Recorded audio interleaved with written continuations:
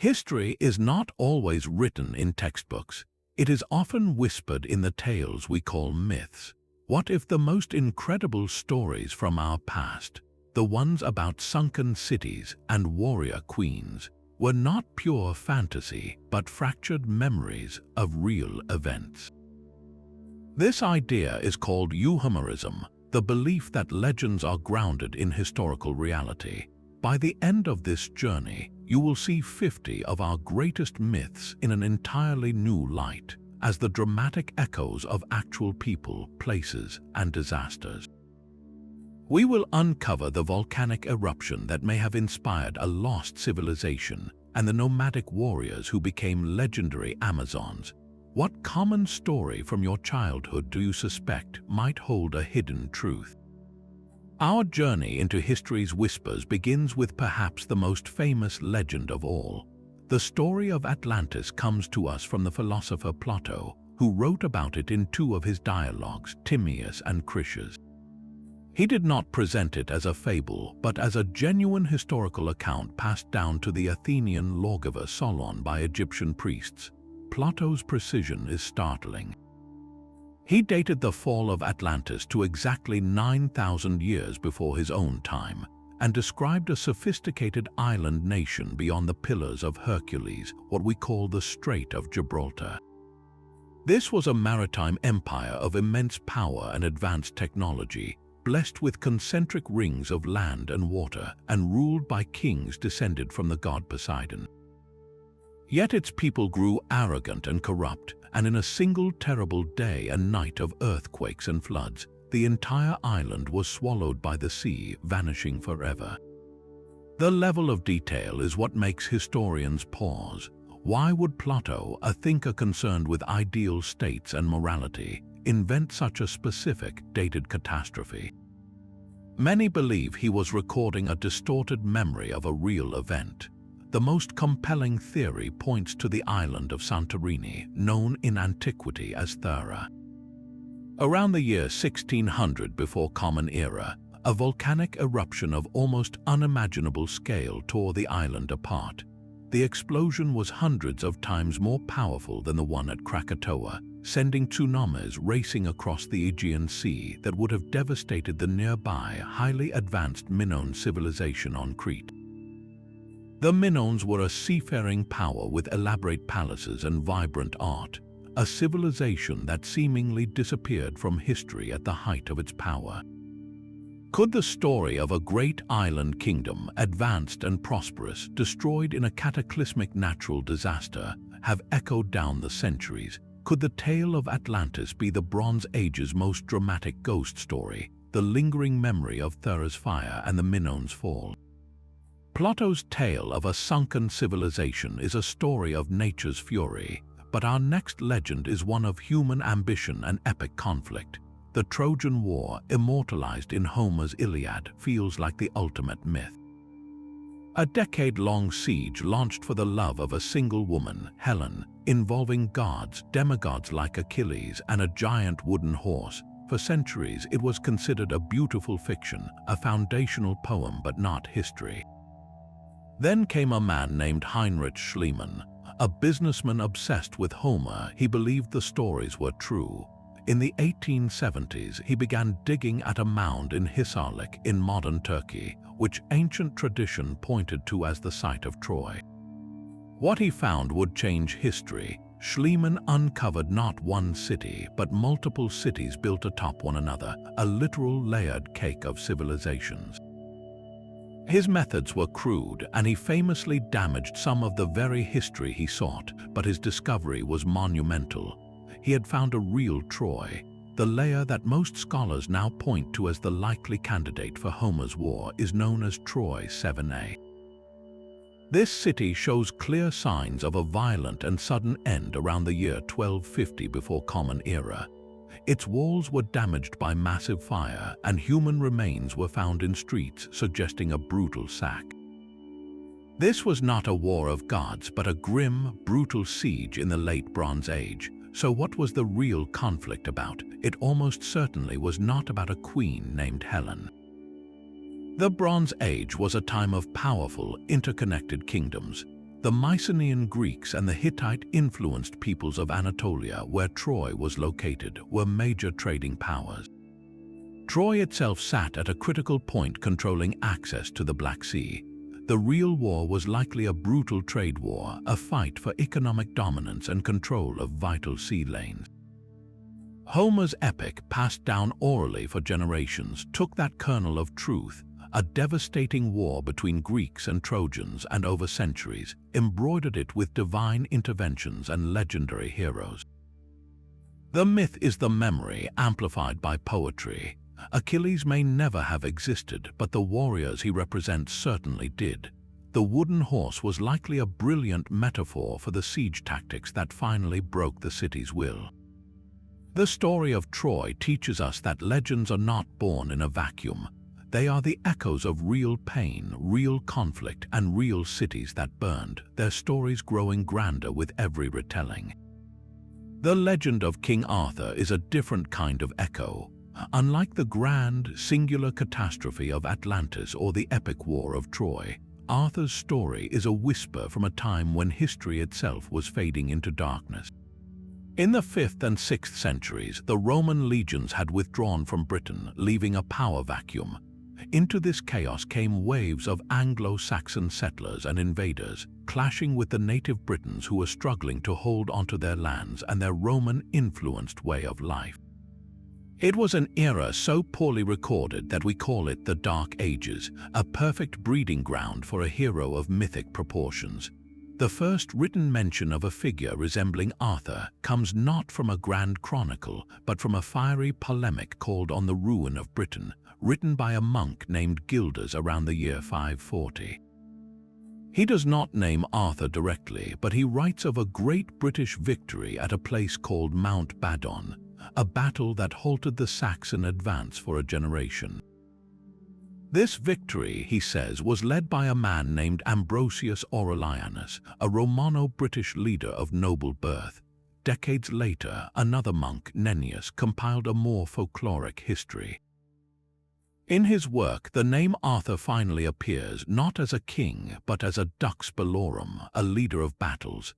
Nennius credits this Arthur with carrying the image of the Virgin Mary on his shoulders during 12 great battles, culminating in the triumph at Badon.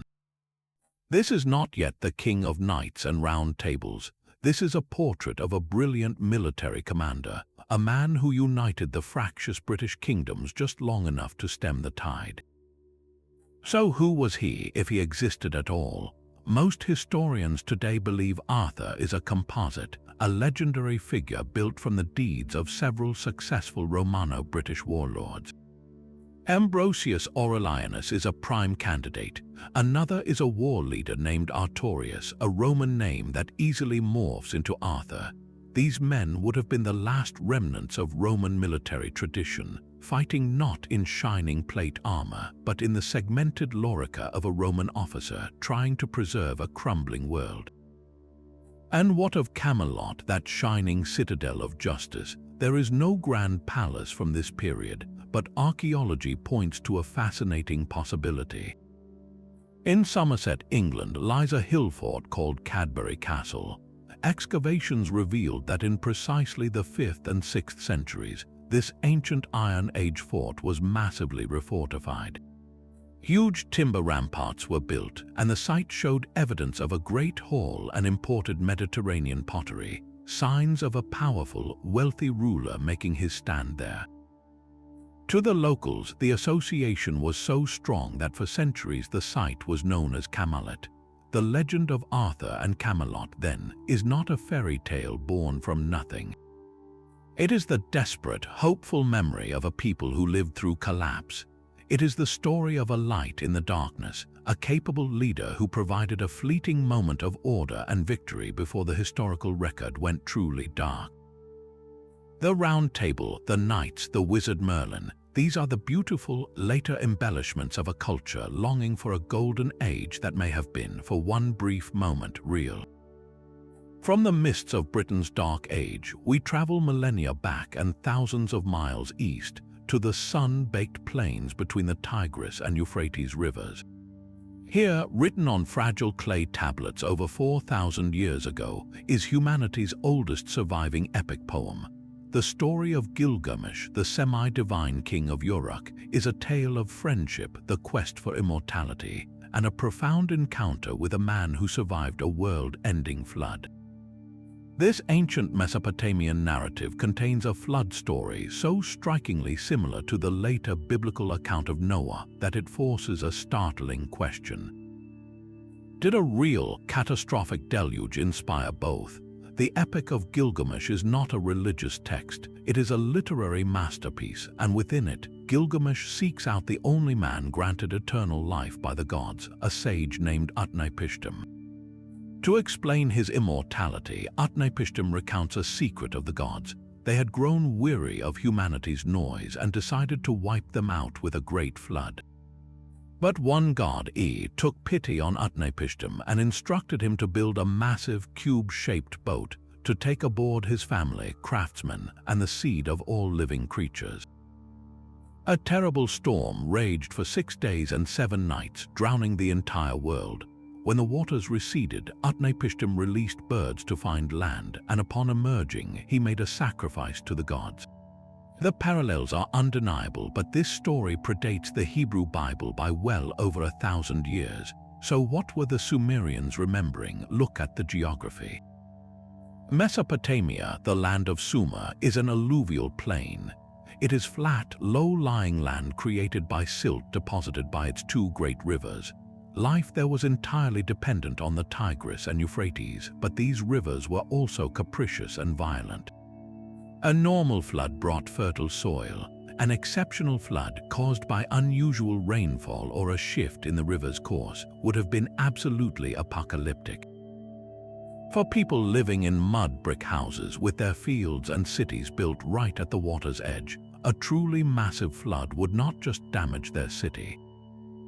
It would erase their entire world. Everything they knew, every neighboring town, would simply vanish under a vast, churning inland sea. Archaeologists have found evidence of such a catastrophe. At the ancient Sumerian city of Shuruppak, one of the cities listed in the Sumerian king list as having reigned before the flood, excavators discovered a distinct layer of clean, water-laid silt separating earlier and later occupations.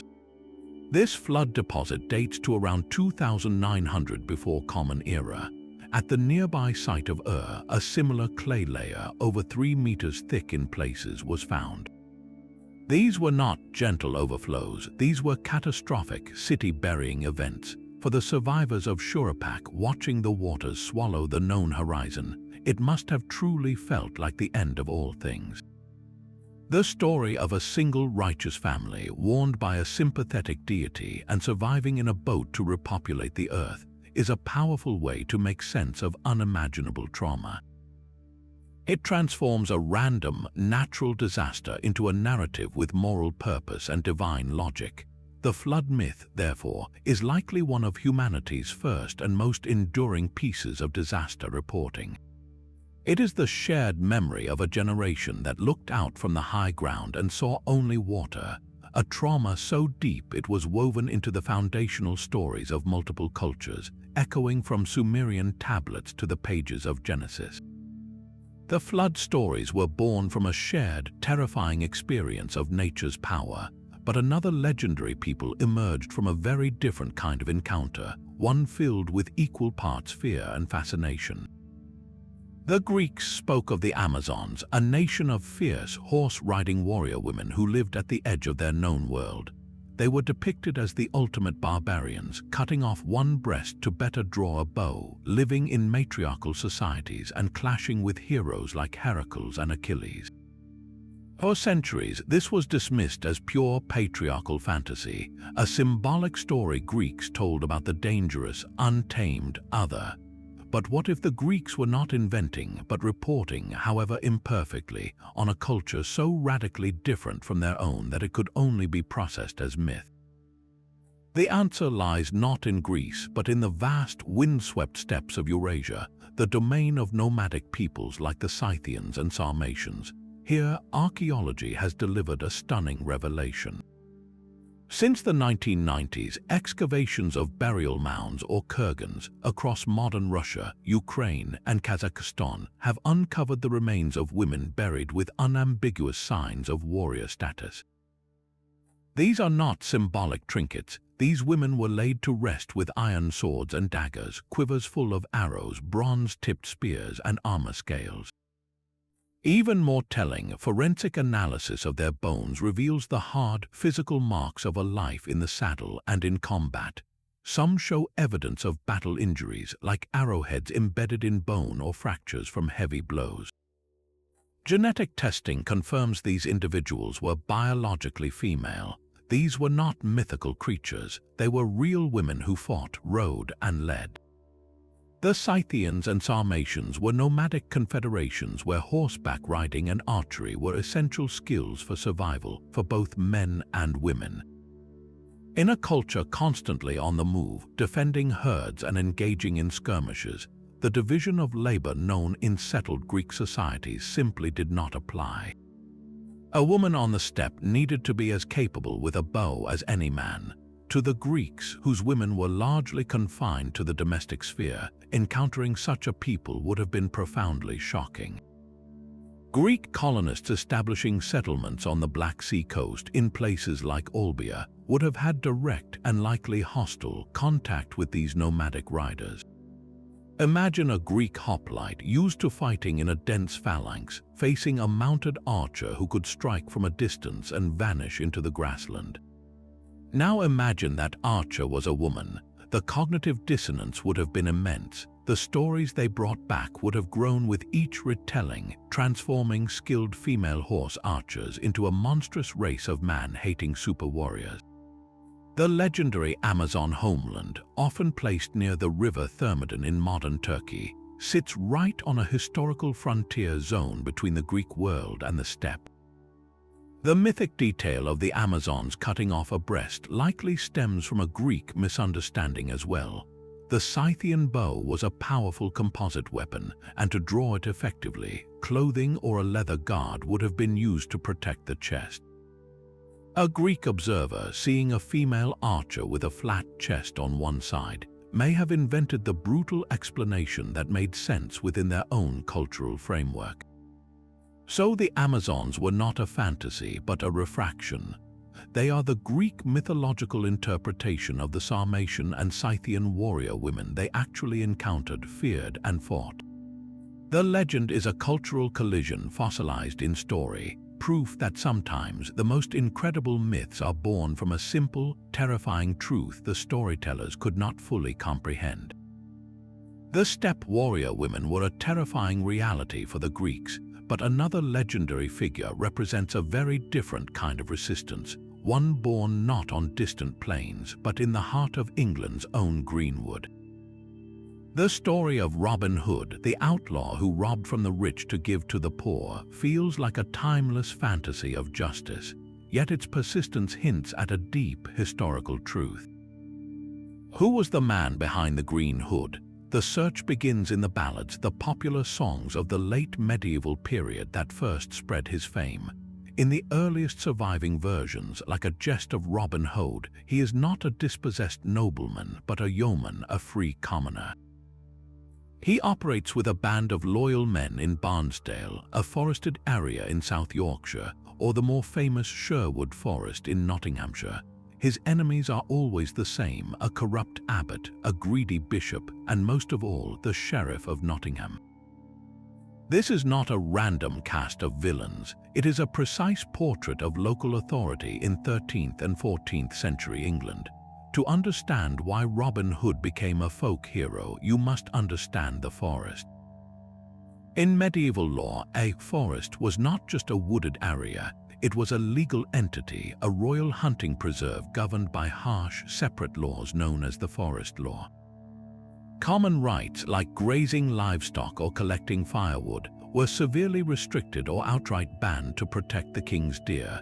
Enforcement was in the hands of royal foresters and, crucially, the sheriffs, who could impose brutal fines, seize property, or imprison anyone accused of breaking these arbitrary rules. For the ordinary people living in and around these vast tracts of land, the forest was not a place of freedom, but a source of oppression and constant tension with the crown's agents. In this light, Robin Hood is not just a bandit, he is a symbol of social protest. His legendary conflict with the Sheriff of Nottingham embodies the widespread resentment against a corrupt and predatory local officialdom. His status as an outlaw living outside the king's law would have been a thrilling fantasy for peasants and yeomen who felt crushed by that same law. But was there a real man who inspired the ballads? Historians have sifted through legal records and found numerous candidates, men whose lives flicker with echoes of the legend. One early reference from a court roll of the 1220s mentions a fugitive named Robert Hod, also called Hobby Hod. Another, from the 1290s, cites a man called William Robehod as an alias used by criminals. These were likely generic nicknames, proof that Robin Hood had already become a folk archetype for an outlaw. More tantalizing is the case of a possible historical figure named Robert of Locksley, or a man like Roger Godbird, an actual outlaw who operated in Sherwood Forest during the 1260s and 70s, defying the authorities of Henry III. The most compelling connection, however, is not to a single person but to a period of profound crisis. The reigns of King John and his son Henry III were marked by baronial rebellion, heavy taxation, and a breakdown in trust between the crown and its subjects. The legend often places Robin Hood as being active during the reign of the weak King Edward II, or as returning from the Crusades to find his lands stolen under the tyranny of Prince John. This timing is crucial. It places the legend's birth in eras of popular discontent, when the idea of a righteous man defying a corrupt establishment would have had immense resonance. Robin Hood, then, is likely a composite. He is the folk memory of many different outlaws and rebels, their specific deeds blurred into one iconic story. He represents the enduring dream of a natural justice that operates beyond the reach of crooked sheriffs and unfair laws. The Greenwood of Sherwood was not just a hiding place, it was an alternative world, a symbolic space where the common people could imagine a champion who fought back. The legend endures because the grievance it embodies, the struggle against unfair authority, is itself timeless. Robin Hood's defiance was a folk memory of social struggle, but some legends are born from a more primal fear, the terror of being lost and devoured in a place of endless, twisting corridors. The myth of the Minotaur, the monstrous half-man, half-bull imprisoned within the labyrinth of Crete, is one of the darkest in Greek mythology. It is a story of human sacrifice, of a hero named Theseus navigating a deadly maze, and of a civilization so alien it could only be remembered as a monstrous prison. Yet this terrifying tale may be another distorted echo of that same Minoan civilization we encountered with Atlantis, seen this time not through the lens of natural disaster, but through cultural misunderstanding. To understand this, we must step into the ruins of the Palace of Knossos. When archaeologist Arthur Evans uncovered this vast complex in the early 20th century, he was astounded. It was not a single building, but a sprawling, multi-story network of over 1,000 rooms connected by a bewildering maze of corridors, staircases, light wells, and courtyards.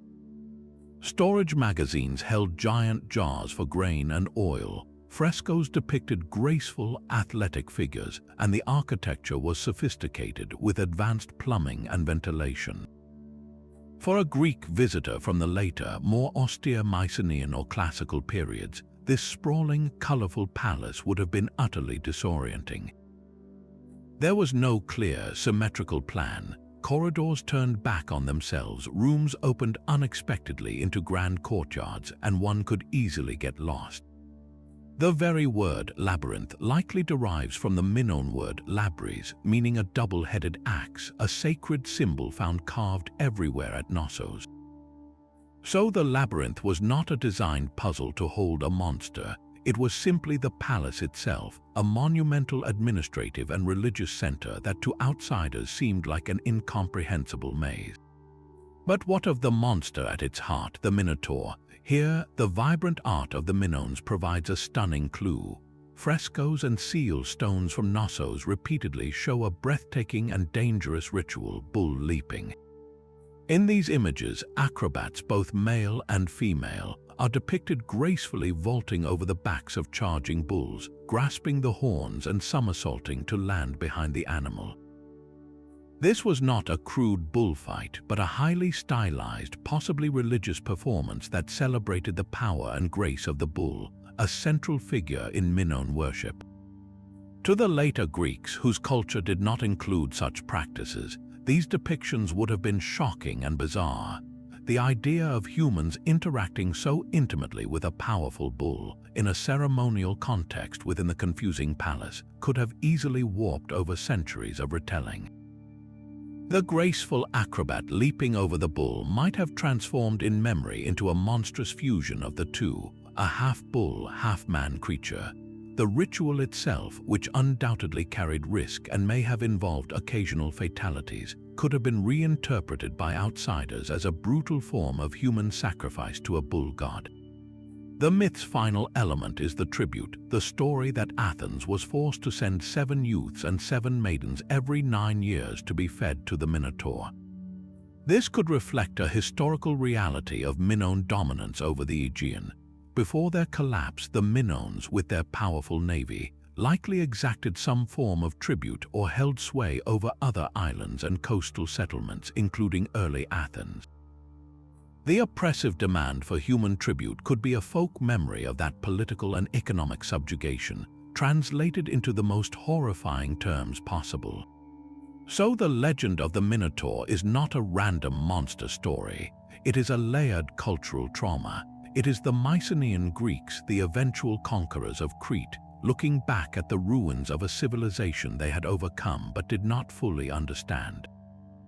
They saw the immense, confusing palace, heard tales of its bull-centric rituals, and remembered their own subordinate past.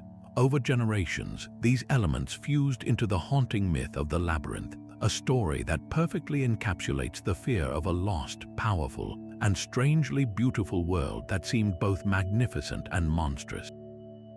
The terrifying maze of the Minotaur speaks to a fear of incomprehensible power, but another legend warns of a different kind of horror, one born from moral corruption and divine wrath. The story of Sodom and Gomorrah, 2 cities obliterated by fire and brimstone from the heavens, stands as one of the Bible's most dramatic cautionary tales. For millennia, it was seen as pure parable, a lesson against wickedness. Yet, standing on the stark shores of the Dead Sea, where the ruins of ancient cities lie buried under centuries of dust, a startling question arises. Could this story also be a memory of a real, terrifying catastrophe? The search for these lost cities has long centered on the southern end of the Dead Sea, but recent archaeological work has shifted focus to a massive site in the Jordan Valley called Tall El Hammam. This was a major fortified city-state that thrived for over 2,000 years during the Bronze Age. Then, around 1650 before Common Era, something catastrophic happened. The city did not just decline or get conquered, it was violently, instantaneously wiped from the map. The archaeological layer from this period is unlike any other. It contains what scientists call a destruction horizon. The once mighty mud brick walls were sheared off at their foundations as if by a giant sideways force. The debris is a chaotic mix of pulverized pottery, fragments of building materials, and charcoal. But most tellingly, researchers found pottery shards and building surfaces that had been melted into glass. This requires temperatures far hotter than any ordinary fire or even a volcanic eruption could produce, temperatures exceeding 2,000 degrees Celsius. Mud brick does not simply burn, it vitrifies, turning into a brittle, glassy substance. Alongside this, tiny, diamond-like carbon crystals were found embedded in the destruction layer, which only form under immense pressure and heat.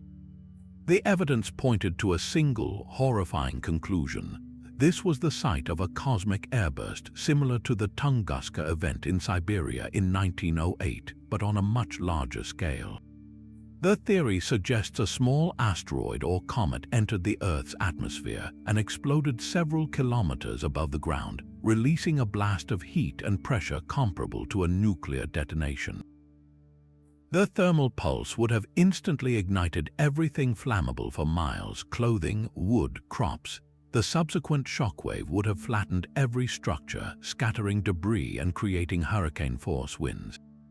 Then, a secondary firestorm would have consumed whatever remained. For anyone within the blast zone, death would have been immediate. For those in outlying settlements, the event would have seemed like the sky itself was on fire, raining down burning sulfur or brimstone. Now consider this event from the perspective of the few survivors in the region, or those who came across the ruins generations later. They would find a once fertile plain. The Bible describes the area as well watered like the garden of the Lord, now a scorched, lifeless wasteland. They would see the eerie, glassified remains of a great city. They would have no scientific framework for such an event. The only explanation that made sense within their worldview was a divine one. A powerful, angry deity had judged the inhabitants of that place and rained down celestial fire upon them. The story, passed down orally for centuries, would have emphasized the moral lesson, the wickedness of the cities that invited such a terrifying punishment. The geological and archaeological evidence at Tall el-Hammam does not prove the existence of the biblical Sodom. What it provides is a plausible, natural catalyst for one of history's most enduring destruction narratives. It suggests that around 1650 before Common Era, a real event of apocalyptic scale devastated a Bronze Age civilization in the Jordan Valley. The memory of that day of fire, preserved and shaped by generations of storytellers, became the powerful legend we know today. A story where the line between a natural disaster and an act of God is forever blurred. The fire that fell on Sodom was a memory of sudden, violent erasure, but another foundational story speaks of a different kind of loss, one not of destruction but of departure from a place of perfect abundance. The Garden of Eden is presented as humanity's original home, a paradise where the first humans lived in harmony with nature, free from toil and suffering. Its location, described with surprising specificity in the book of Genesis, has tantalized seekers for millennia. The text says a river flowed from Eden and then split into four headwaters: the Pishon, the Gihon, the Tigris, and the Euphrates.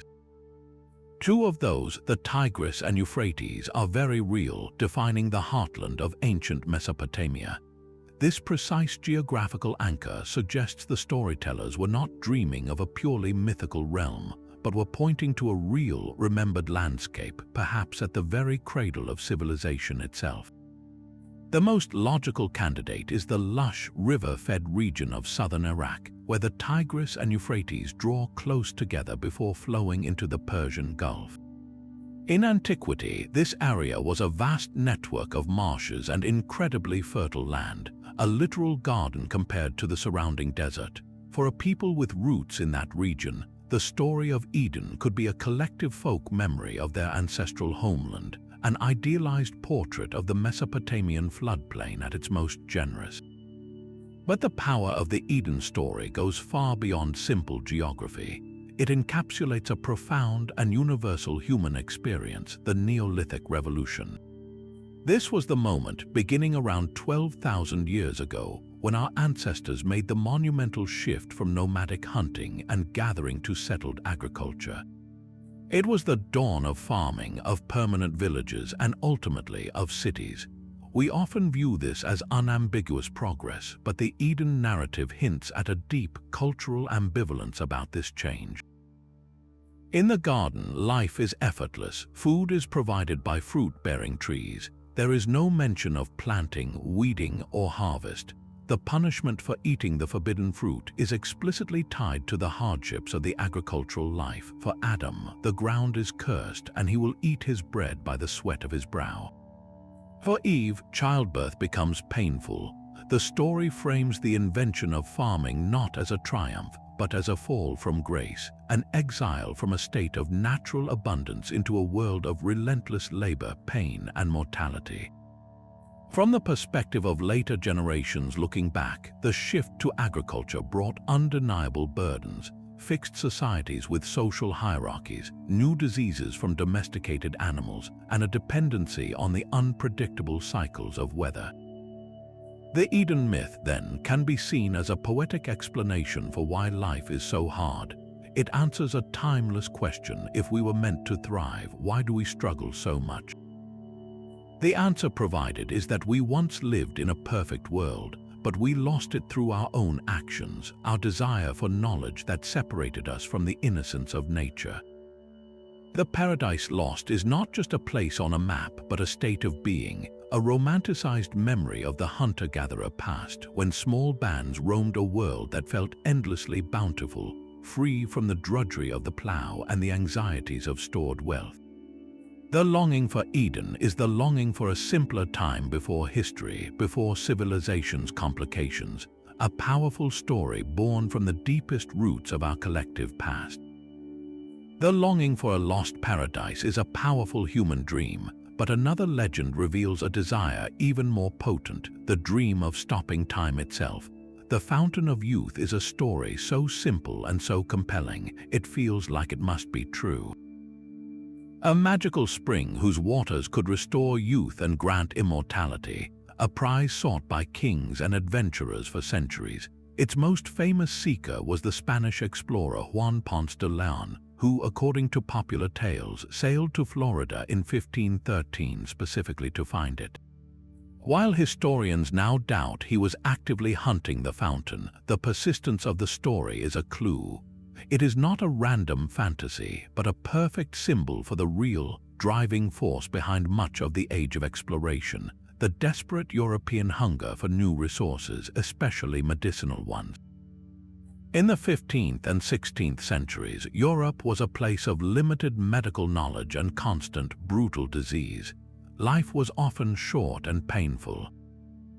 The wealthy and powerful would pay fortunes for anything promising health, longevity, or a cure. Apothecaries sold exotic elixirs made from ingredients like ground unicorn horn, which was actually narwhal tusk, or bezoar stones from animal guts. The quest for such remedies was a serious, lucrative business. When explorers like Ponce de Leon set sail, their official missions were for gold and territory, but an equally powerful, unofficial mandate was to discover new plants, minerals, and waters with healing properties. They were searching for the next miracle cure, the next spice that could preserve food, or the next bark that could ease fever.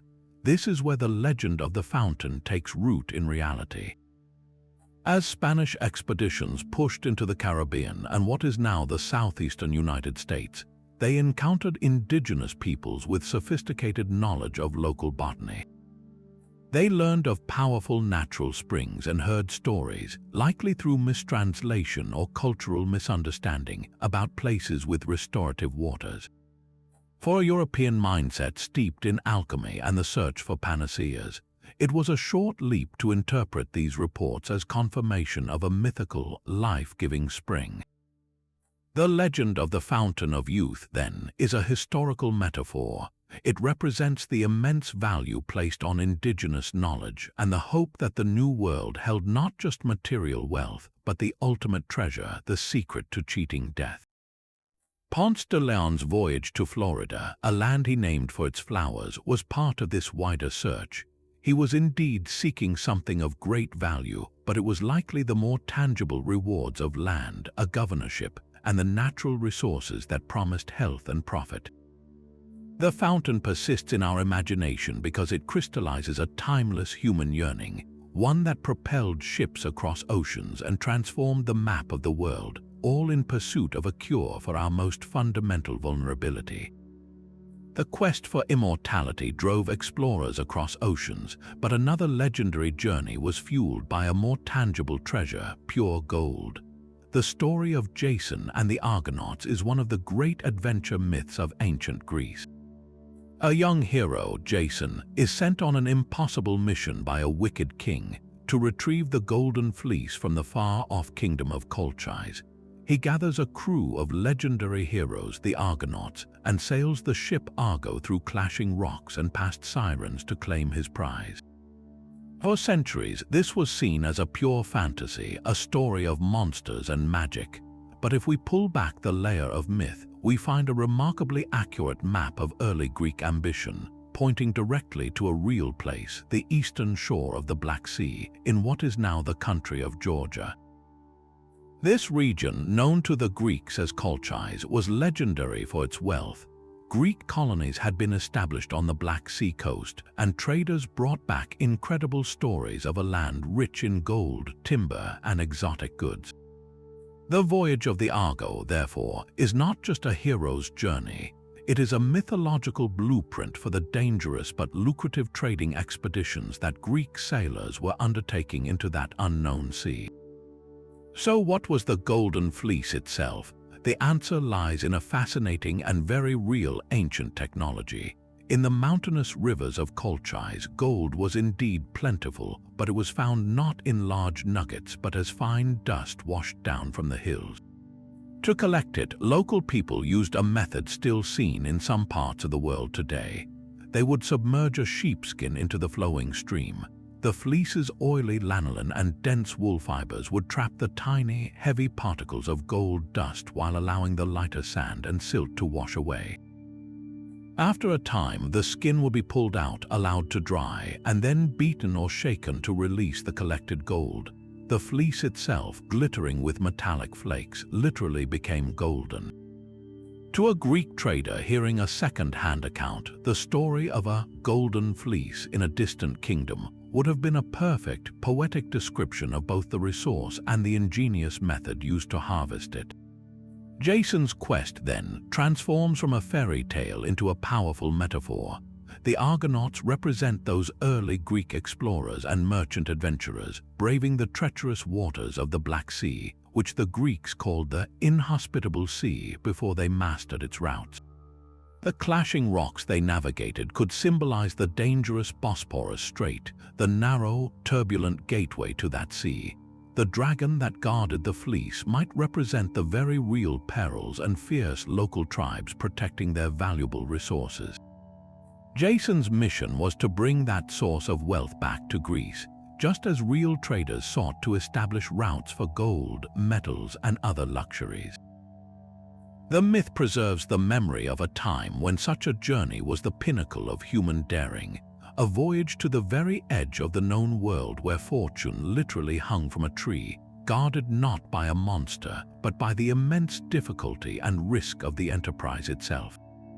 The gleaming promise of the Golden Fleece was a myth of earthly wealth, but some legends trade gold for a different kind of treasure, a victory of pure faith over overwhelming evil.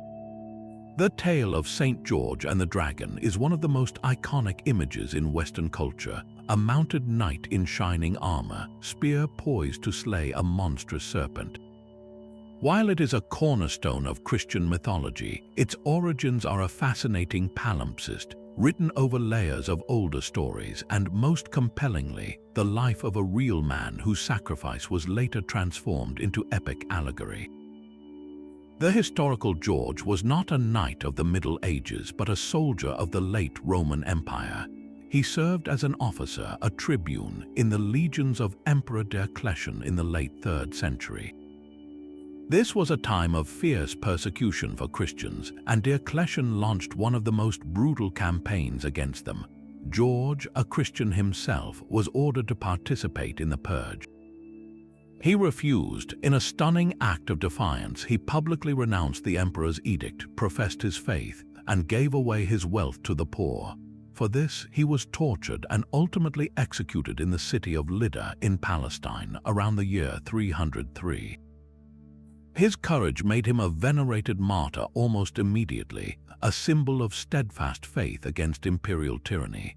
So how did this historical soldier become a dragon slayer? The transformation took centuries and borrowed from a deep well of pre-Christian mythology. Stories of heroic figures conquering chaotic serpentine beasts are ancient and universal, from the Babylonian god Marduk defeating Tiamat to the Greek hero Perseus saving Andromeda from a sea monster. These archetypal tales of order triumphing over chaos were readily absorbed and repurposed by early Christian communities. The dragon, in this new context, became a perfect symbol for everything they opposed: the old pagan religions with their serpent-associated deities, the persecuting Roman state, and the very concept of evil itself. By the time the Crusades began in the 11th century, George's story was ready for its final, legendary form. The most famous version comes from a collection called the Golden Legend, which describes a town terrorized by a dragon. To appease the creature, the townspeople offered it sheep, and then when those ran out, their own children, chosen by lottery. The king's daughter was selected, and as she awaited her fate, the traveling knight George arrived. He made the sign of the cross, charged the beast, and wounded it. He then led the subdued dragon into the town with the princess's girdle as a leash and promised to kill it if the people converted to Christianity. They did, and he slew the dragon. This is no longer a simple martyrdom. It is a full-blown allegory of conversion and holy war. The dragon is not just a monster, it is paganism itself, a consuming threat that demands endless sacrifice. George, the soldier saint, represents the militant church, offering salvation through strength and faith. His victory provided a powerful spiritual blueprint for the Crusaders, who saw themselves as holy knights liberating lands from the dragon of Islam. The real George of Lydda, a man who died for his conscience, had been elegantly rewritten as the perfect patron for a new age of chivalric warfare. His story teaches us how legends evolve to meet the needs of the present, taking a kernel of historical courage and wrapping it in the timeless, powerful armor of myth. St. George's dragon was a symbol of evil to be conquered, but in the frozen north, a far more terrifying and inevitable foe awaited the gods themselves. The Norse prophecy of Ragnarok is not a simple story of a hero's triumph. It is a detailed, bleak forecast for the end of all things. It describes a final, apocalyptic battle where the gods Odin, Thor, and Freya fall to monstrous wolves and serpents. The sun and moon are devoured, the earth sinks into the sea, and the world is consumed in fire and ice, only to rise again purified and green. This is mythology on an epic, cosmic scale. Yet within its chilling poetry, historians hear a possible echo, not of divine fate, but of a very real environmental trauma so severe it felt like the end of days. The key lies in the prelude to Ragnarok, a period called the Fimbulwinter. The old texts describe it as 3 successive winters with no summer in between, a time of relentless cold, bitter winds, and endless darkness that breaks the bonds of kinship and plunges humanity into chaos and war. This is not just a metaphor for hardship, it is a precise description of a volcanic winter. When a volcano erupts with sufficient force, it can inject millions of tons of ash and sulfur dioxide into the stratosphere. These particles form a veil that circles the globe, blocking sunlight and drastically lowering temperatures for years. Crops fail, livestock die, and famine spreads. In a society as dependent on agriculture and animal husbandry as the Norse, such an event would be catastrophic, a direct assault from nature that shattered their world. The Norse people were not strangers to volcanic activity. Iceland, settled by Norse Vikings in the 9th century, is one of the most volcanically active places on Earth. But the memory of a Fimbulwinter may reach back even further, to a catastrophe that struck the entire northern hemisphere. In the year 536, a mysterious, massive climatic event occurred. Byzantine historians recorded that the sun dimmed for 18 months, giving no more light than the moon. Temperatures plummeted across Europe, Asia, and the Middle East. Chinese chronicles report frost and snow in summer, and tree ring data from around the world shows evidence of the coldest decade in over 2,000 years. This was almost certainly caused by a colossal volcanic eruption, possibly from an unknown volcano in the tropics, or perhaps the eruption of Krakatoa's ancestor. The resulting famine, migration, and societal upheaval were profound. For the Germanic tribes who were the ancestors of the Vikings living in Scandinavia centuries before this event, such a prolonged winter would have been seared into collective memory. The world as they knew it did literally grow cold and dark. The social order collapsed into the struggle and strife the myths describe. The epic battle of Ragnarok, with its sinking lands and consuming flames, could then be seen as the mythological interpretation of that unthinkable disaster, the earth itself seeming to rebel and die. And the final, crucial element of the myth is rebirth. After the fire and flood, a new world emerges from the water, fertile and green, and a new generation of gods and two human survivors repopulate the earth. This is not just a hopeful ending, it is the fundamental cycle of life observed after a disaster. After the ash settles and the climate stabilizes, life does return. Grass grows through the scorched earth, forests regenerate, and communities rebuild. Ragnarok, therefore, may be one of humanity's most profound stories of resilience. It is the Norse mind grappling with a historical climate catastrophe, transforming the trauma of famine and endless night into a grand narrative where even the destruction of the gods is part of a natural, cyclical order, promising that after the longest winter, a new spring must always come. The chilling prophecy of Ragnarok spoke of children lost to a world-ending winter, but a later German legend tells of a more intimate and haunting loss, one tied not to gods but to a single, mysterious stranger. In the year 1284, according to the town chronicle of Hamelin, 130 children were led away by a piper and never seen again. This is not a grand myth of cosmic cycles, but a small, sharp story of a community's unexplained grief. The tale we know is simple. The town was infested with rats. A colorfully dressed piper offered to rid Hamelin of the vermin for a fee. He played his pipe, luring all the rats into the river where they drowned. When the townsfolk refused to pay him, he returned, played a different tune, and this time led the town's children out through the town gate and into a mountain where they vanished forever. For centuries, this was a dark fairy tale about the consequences of broken promises. Yet the specific date, 1284, and the precise number, 130 children, are clues that something real and terrible happened. This is not the stuff of fantasy, but a recorded local trauma. So what historical event could have been remembered as a piper stealing children? One compelling theory points to a massive demographic movement known as the Ostsiedlung, or East Settlement. During the 12th and 13th centuries, German lords and bishops were actively recruiting settlers to colonize lands in Eastern Europe, in regions like Transylvania, Pomerania, and Prussia. These recruiters, called locators, traveled from town to town offering young people land, freedom from feudal obligations, and a new start in the East. To a child in Hamelin, such a man promising adventure and prosperity might have seemed as magical and compelling as a piper. If a large group of young people, perhaps 130 teenagers and young adults, left Hamelin under the guidance of such a recruiter, and if something tragic befell them on the journey, like getting lost in the mountains or perishing in a plague, the story would have morphed over generations. The recruiter became the piper, his contract the broken promise, and the hopeful migration a sinister abduction. Another theory looks at the rats themselves. The piper first leads away rats, then children. In the medieval mind, rats were not just pests, they were the visible symbol of the Black Death, though that pandemic arrived decades after the Hamelin event. However, other plagues and epidemics were common. Could the piper be a personification of disease, specifically the dancing mania or plague that sometimes affected children?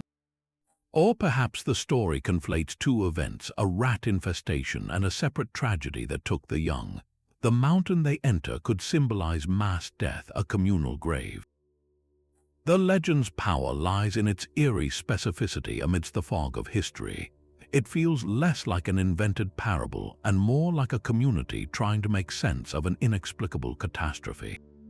Whether it was a failed colonization effort, an epidemic, or even a tragic accident like a landslide, the core of the story is a profound, sudden absence. The Pied Piper is the face we put on that loss, a colorful stranger who provides a reason, however magical, for why the children never came home. He transforms a random, unbearable historical tragedy into a story with a cause, a villain, and a moral, which is perhaps the oldest function of legend itself. The haunting silence left by Hamelin's children was a mystery of absence, but another legend from the other side of the world celebrates a very different kind of disappearance, one of identity in service to family and country. The Ballad of Mulan is one of China's most beloved stories, a poem dating back over 1,000 years. It tells of a young woman who, seeing her elderly father conscripted into the army, cuts her hair, dons her father's armor, and takes his place. For 12 years she fights with distinction, her comrades none the wiser, and upon her triumphant return, she declines an official post to simply go home and resume her life. This is not a story of magic or gods, but of human ingenuity and filial devotion. Yet its enduring power suggests it may be rooted in the harsh social realities of its time. The earliest surviving version of the ballad comes from the 6th century, during a period of profound instability in China, known as the Northern and Southern dynasties. This was an era of constant warfare between rival kingdoms, particularly along the northern frontier where the Northern Wei dynasty, ruled by ethnic Xianbei nomads, faced threats from other nomadic groups. Military service was not a patriotic duty for many, but a harsh, often lifelong conscription that could break a family. The poem opens with the sound of the Khan's conscription notices, a detail that grounds it in a specific, grim reality. In such a society, the loss of an aging father to the army could mean economic ruin and starvation for the family left behind. The legend presents Mulan's choice as extraordinary, but it also hints at a desperate practicality that may have occurred more often than history records. Could a woman really have hidden her identity in an army camp for over a decade? The logistics seem impossible, but the ballad provides fascinating clues. Mulan is not depicted as a delicate aristocrat, but as a skilled horsewoman and archer from a northern frontier family. This region, influenced by steppe cultures, often had more fluid gender roles regarding riding and hunting compared to the settled Confucian South. Furthermore, the Northern Wei military had a unique structure. Their armies were often organized by clan or household, and soldiers were expected to supply their own armor, weapons, and even mounts. This system focused on a unit's fighting capability rather than rigid individual inspection, could have provided the necessary cover. A determined daughter from a martial family, proficient with a bow and wearing well-fitted family armor, might plausibly blend into a unit of conscripts from her own region, especially if she kept to herself and her comrades had little reason to suspect.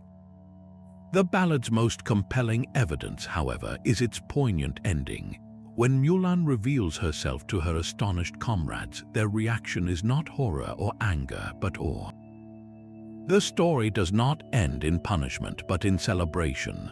This suggests the ballad is not a cautionary tale about transgression, but a folk celebration of an ideal, a woman who fulfilled the highest Confucian virtue of filial piety through an act of incredible bravery and sacrifice. She ultimately upholds the social order by returning to her home, refusing the bureaucratic honors meant for a man. Historians doubt a single historical hue of Mulan existed. It is far more likely she is a composite figure, a poetic embodiment of countless untold stories. During these chaotic centuries, there would have been many families torn by conscription, and undoubtedly some where daughters or sisters took drastic measures to protect their households. The ballad takes that kernel of social truth, the extreme lengths to which love and duty could drive a person, and weaves it into a perfect, timeless narrative. Mulan is not a myth about superhuman strength, but a legend about human resilience, a song that gave voice to the silent sacrifices made on the windy, war-torn frontiers of history. Mulan's story was one of hidden identity for a noble cause, but another legend was built on a different kind of disguise, where the true wealth of a culture was tragically mistaken for a fantasy of gold. The feverish Spanish dream of the 7 cities of Cibola began not with a map but with a shipwreck. In 1528, a Spanish expedition led by Panfilo de Narvaez met disaster on the coast of Florida. Of the hundreds of men, only 4 survived, including Alvar Núñez Cabeza de Vaca. For 8 years, they wandered across the American Southwest, living among various indigenous nations. When Cabeza de Vaca finally stumbled into a Spanish outpost in Mexico in 1536, he brought back incredible tales. He spoke of hearing stories from native peoples about great cities to the north, settlements of immense size and wealth. His account, filtered through hope and cultural misunderstanding, was the spark. The Spanish, fresh from the conquests of the Aztec and Inca empires, were primed to believe another wealthy civilization awaited them. They called this place Cibola. The legend crystallized around 7 cities, said to be so rich that their streets were paved with gold and their doors inlaid with turquoise. It was a fantasy that perfectly matched the conquistadors' expectations, and it demanded a champion. That man was Francisco Vázquez de Coronado. In 1540, with the blessing of the Viceroy of New Spain, Coronado assembled a massive expedition, over 300 Spanish soldiers, more than 1,000 indigenous allies, and herds of livestock. They marched north from Mexico, driven by a vision of wealth that would dwarf even that of Montezuma. What they found after months of arduous travel was not a city of gold, but the Zuni pueblo of Huaca in what is now New Mexico. To the Spanish, accustomed to the stone pyramids and gleaming ornaments of Mesoamerica, the multi-storied adobe structures of the Pueblo people must have been a shocking disappointment. They saw not a metropolis of precious metal, but a fortress-like village of sun-dried mud brick. The cultural disconnect was absolute. The Zuni, for their part, saw a hostile army approaching their home. A battle ensued, and the Spanish, with their steel and horses, took the pueblo, but the prize was empty. There was no gold. Coronado, however, was not easily deterred. He had invested too much, and the stories were too persistent.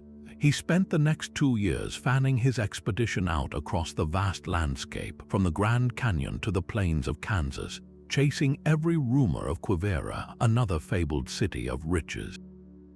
He encountered more sophisticated Pueblo communities like those at the Rio Grande and vast nomadic nations like the Wichita. He saw their beautiful pottery, their intricate turquoise jewelry, and their complex trade networks that moved shells from the Pacific and copper from the Great Lakes across the continent. But he never saw his golden cities. So what were the real 7 cities of Cibola? They were the ancestral Puebloan settlements of the Southwest, communities like those at Choco Canyon or Mesa Verde, which had thrived centuries before. By Coronado's time, their peak had passed, but their descendants, the Pueblo peoples, lived in impressive, multi-story communal dwellings that were marvels of architecture and social organization. Their wealth was not in hoarded gold, but in something far more sustainable: a deep knowledge of the arid land, sophisticated agricultural practices, and a rich cultural and spiritual life expressed in extraordinary craft. The Spanish, however, could only interpret value through their own lens. A story about a trade center known for its fine turquoise work might become, in translation, a tale of doors made of the precious stone. A description of walls that shone in the sunset could transform into a report of golden ramparts. The legend was a catastrophic case of wishful hearing, where the genuine achievements of a civilization were reduced to a shallow, foreign metric of treasure. Coronado's expedition returned to Mexico in 1542, bankrupt and broken. It was a colossal failure in its stated goal, but its historical impact was profound. It opened the American Southwest to Spanish exploration and eventual colonization, bringing disease, disruption, and conflict to the indigenous peoples of the region. The 7 cities of gold were never found because they never existed in the way the Spanish dreamed. The real cities were already there, built not from greed but from community, their true value invisible to those blinded by a myth of their own making. Coronado's search for golden cities was a failure of imagination, but one of China's oldest legends tells of a triumph born from understanding the land itself. The story of Emperor Yu the Great is not about finding treasure, but about mastering the most destructive force imaginable, water.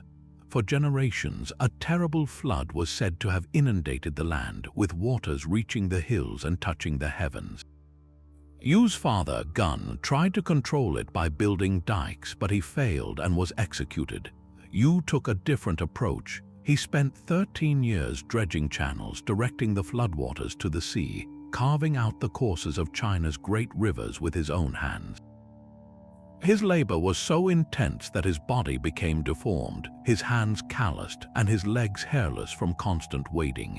His success in taming the waters was so monumental that he earned the mandate of heaven and founded the Xia dynasty, China's legendary first dynasty.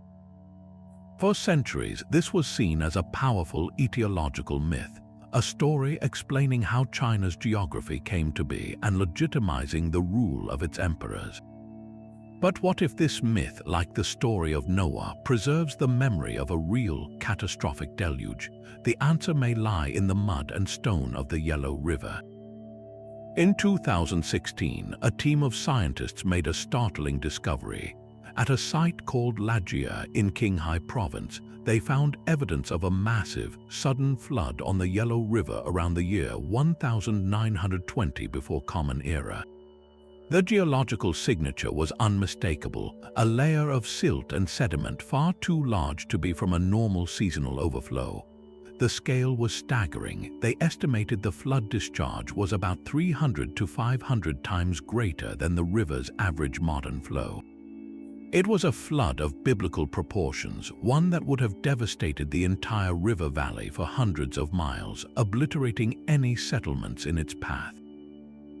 What could cause such an event? The researchers pointed to a landslide, possibly triggered by an earthquake. The theory suggests a quake caused a massive section of a mountain to collapse into the Jishi Gorge, creating a natural dam 200 meters high that blocked the Yellow River completely. For 6 to 9 months, the river pooled behind this earthen wall, creating an enormous lake.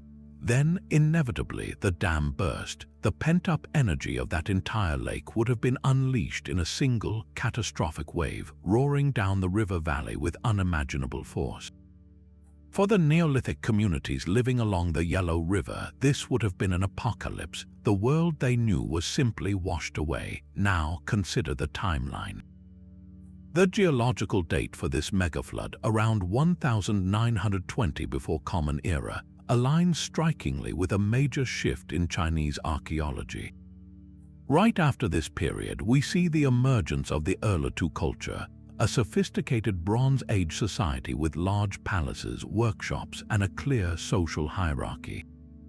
Many scholars believe Erlitou represents the archaeological footprint of the legendary Xia dynasty. Could the story of Yu be the cultural memory of the response to that very flood? Yu's legendary method was not to block the water but to guide it. He dredged channels and cleared obstructions. This sounds less like myth and more like the description of a massive, coordinated public works project, the kind of endeavor that would be absolutely necessary to reclaim a flood-ravaged landscape and prevent future disasters. Organizing thousands of laborers to dig canals and manage water flow requires a strong, centralized authority. The man or the dynasty that could achieve this would not just be a king, they would be a savior. They would earn the right to rule. Emperor Yu, then, may not be a single historical figure, but a personification of a pivotal technological and social revolution. He represents the emergence of large-scale hydraulic engineering and the powerful, organized state required to execute it. The Great Flood was real, a trauma that reshaped the physical and human geography of early China. And the legend of the deformed, tireless hero who mastered the waters is the story of civilization's hard-won victory over chaos, a founding narrative carved not just in legend, but in the very sediment of the Yellow River.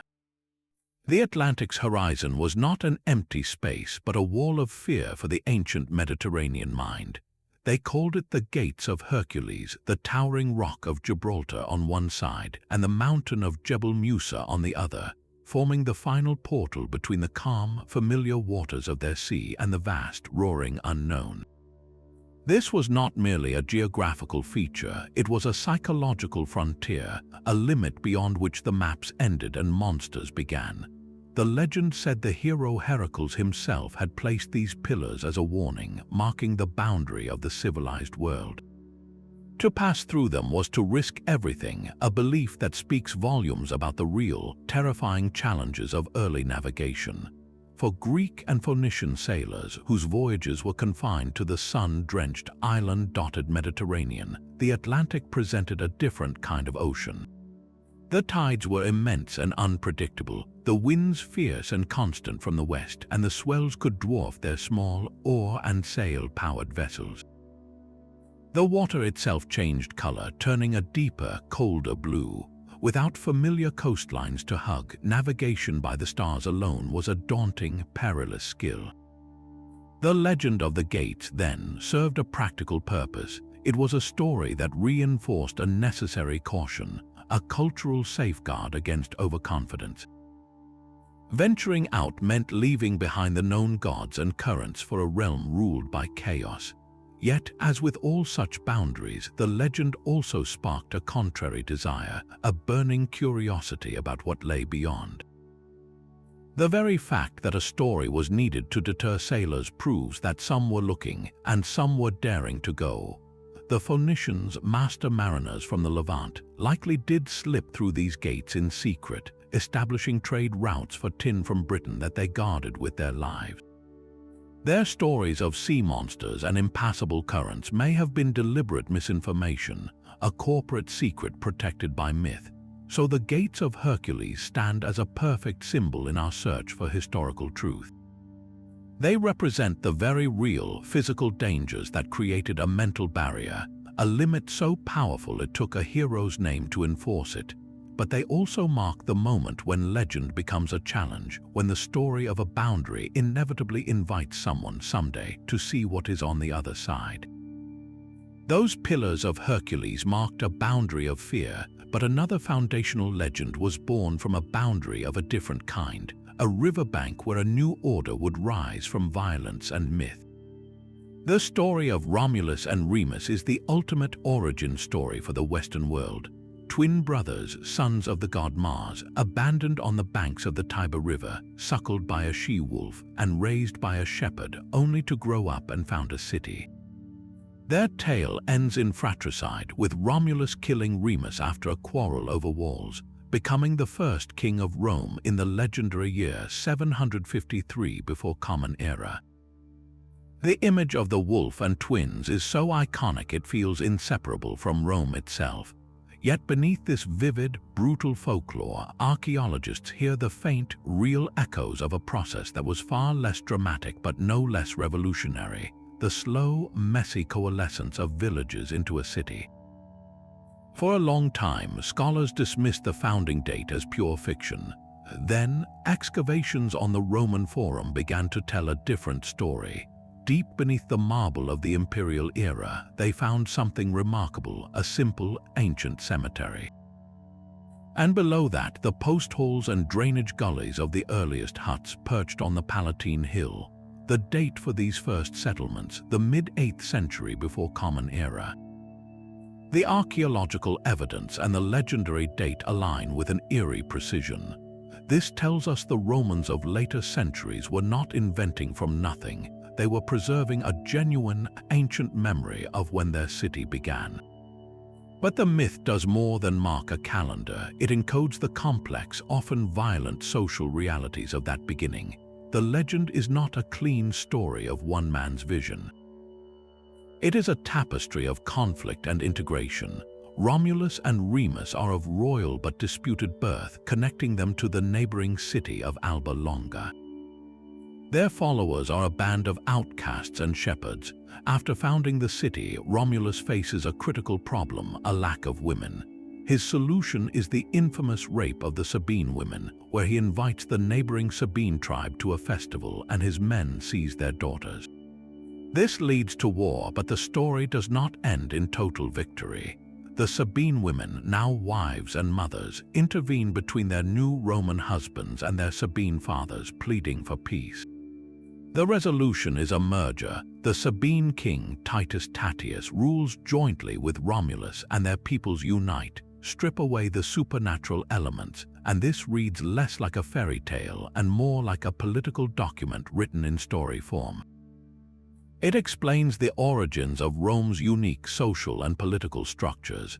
The conflict between the twins reflects the internal strife between early factions, perhaps between the communities on the Palatine and Aventine hills. The inclusion of outcasts speaks to Rome's later openness to integrating foreigners and freedmen. Most importantly, the Sabine episode is a mythic explanation for one of the most significant historical events in early Italy, the synocism or merging of separate tribes. The Latins, who lived on the Palatine, and the Sabines, who lived on the Quirinal hill, were distinct peoples with different languages and customs. Their union was not a peaceful picnic, but likely the result of tension, negotiation, and intermarriage over generations. The legend condenses this slow process into a single dramatic event, providing a shared, if violent, origin for all Romans, whether they traced their lineage to Latin shepherds or Sabine nobility. The she-wolf herself, the most enduring symbol, may be the deepest clue of all. In the ancient world, the wolf was not just a wild animal, it was a symbol of the war god Mars, of ferocity and of the untamed wilderness. For a city that saw itself as destined to conquer, what better nurturing figure than the fierce spirit of the wild itself? The twins, raised between animal instinct and human society, embody the very character of Rome, a civilization that would always balance raw martial power with sophisticated law. So the legend of Romulus and Remus is not a false history to be debunked, but a profound cultural memory. It is the story a people told themselves about who they were, cobbled together from the real fragments of tribal conflict, hilltop settlements, and hard-won unity along the Tiber. The legend of the she-wolf speaks to a city's violent birth, but another myth emerges from a far more intimate and terrifying kind of control, one that sought to dominate not just the body but the very will. The Hollywood zombie is a mindless, flesh-eating monster, a product of radiation or virus. The original zombie, born in the soil of Haiti, is something profoundly different, and its roots are not in fantasy, but in the brutal historical reality of slavery and its aftermath. This figure is not a monster from the grave, but a person stolen from life, a living prisoner in their own body, compelled to work without thought or rest. To understand this, you must step away from the screen and into the suffocating world of the French sugar plantations. Enslaved Africans in Saint-Domingue, as Haiti was then known, were subjected to a system of such calculated cruelty that death was often seen as the only escape, a return of the spirit to Africa, to Languenet. This belief presented a profound problem for the plantation owners. If the ultimate rebellion was to take one's own life, how could that be prevented? The answer, woven into the fabric of Haitian vaudou, was a spiritual threat more terrifying than any whip.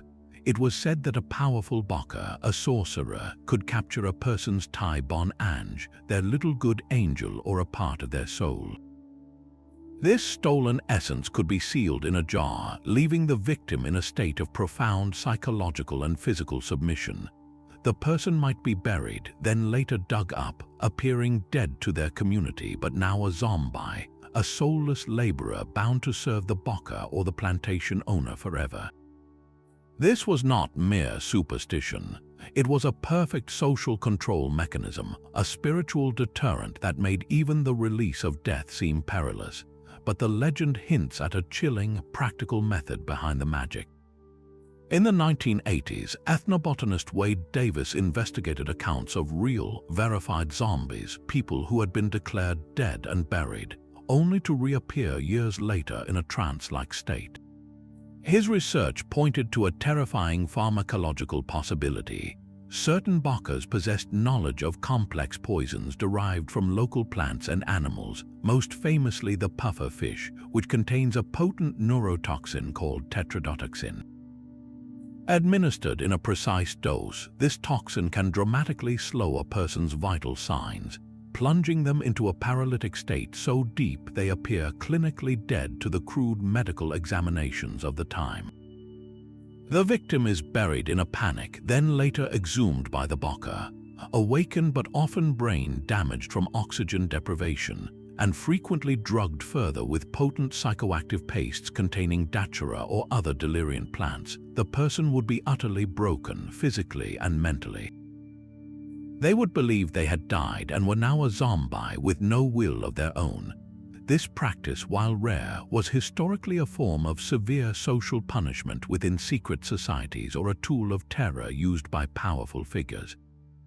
The zombie was the ultimate warning, a living testament to a power that could reach beyond the grave to enforce obedience, so the myth is a layered trauma.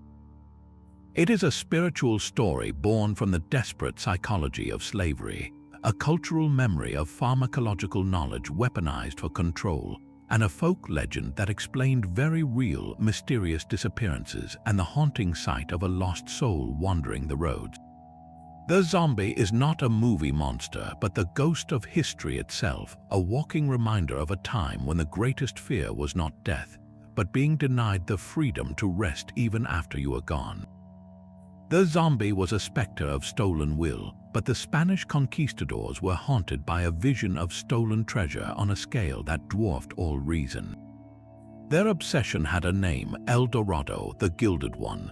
This was not originally a place but a person, and his story begins not in a Spanish ledger, but on the misty shores of a high-altitude lake in the Andes. The Muisca people of modern-day Colombia practiced a breathtaking inauguration ceremony for their new ruler, the Zipa. To prepare, the future leader would be stripped and covered from head to toe in sticky resin, then blown with fine gold dust until he gleamed like a living sun god. Boarding a ceremonial raft laden with gold and emeralds, he would be paddled to the center of the sacred lake Guatavita. There, as his people watched from the crater rim, he would plunge into the cold, dark waters, washing the gold from his body as an offering to the gods. He would then emerge no longer a gilded idol, but a purified and legitimate king. This was El Dorado, the Golden Man. It was a profound spiritual act, a ritual of renewal and sacrifice. But when fragments of this story reached Spanish ears, already ringing with tales of Inca gold, it underwent a catastrophic transformation. The Europeans could not comprehend a worldview where gold was a sacred offering, meant to be given to the earth and water. In their universe, gold was wealth to be hoarded, a measure of power to be seized, so the story mutated. The man became a city. The ritual offering became a hidden kingdom's limitless treasury. El Dorado ceased to be a person and became a destination, a phantom city of gold hidden somewhere in the uncharted jungles of the Amazon basin. This myth, born from a fundamental cultural misunderstanding, ignited a century of futile, bloody expeditions. Men like Gonzalo Pizarro and Sir Walter Raleigh led thousands to their deaths, hacking through impossible rainforest, succumbing to disease and starvation, and warring with indigenous peoples, all chasing a shimmering mirage. They were looking for a city built of gold, but the truth was far more poignant. The real gold of El Dorado was already at the bottom of Lake Guatavita, placed there deliberately by a people for whom it held a value the Europeans could never grasp. The legend was a perfect mirror, reflecting not the riches of the New World, but the boundless, blinding greed of the old. The search for El Dorado was a fever dream of earthly wealth, but the ancient Greeks sought a different kind of treasure, one that could not be mined or melted, the wisdom of the gods themselves. High on the slopes of Mount Parnassus, in a place they called the navel of the world, stood the sanctuary of Delphi. For over 1,000 years, kings and commoners, generals and colonists, made the arduous pilgrimage up the sacred way to ask a single, terrifying question of the future. They came to consult the Pythia, the oracle of Delphi. A priestess, often an older woman from a local village, would enter the inner chamber of the temple, the Aditon. There, seated on a three-legged stool over a deep fissure in the rock, she would breathe in strange, sweet-smelling vapors said to rise from the earth. She would chew laurel leaves, drink from a sacred spring, and then, slipping into a frenzied trance, she would begin to speak. Her words, often incoherent and wild, were interpreted by attending priests who would translate them into the cryptic, poetic verses that shaped the fate of nations. Was this woman truly possessed by the god Apollo, or was something else, something profoundly physical, happening in that sacred room? For centuries, the oracle's power was attributed purely to divine mystery. Then, in the late 20th century, a geologist named Zeilinger de Bouwer and an archaeologist, John R. Hale, decided to investigate the very ground Delphi was built upon. What they discovered was startling. The temple sits directly atop not one, but two intersecting geological fault lines. These cracks in the Earth's crust would have acted as conduits, allowing gases from deep below to seep upward. The team took samples from the local springs and rock formations, and their analysis pointed to a specific culprit, ethylene.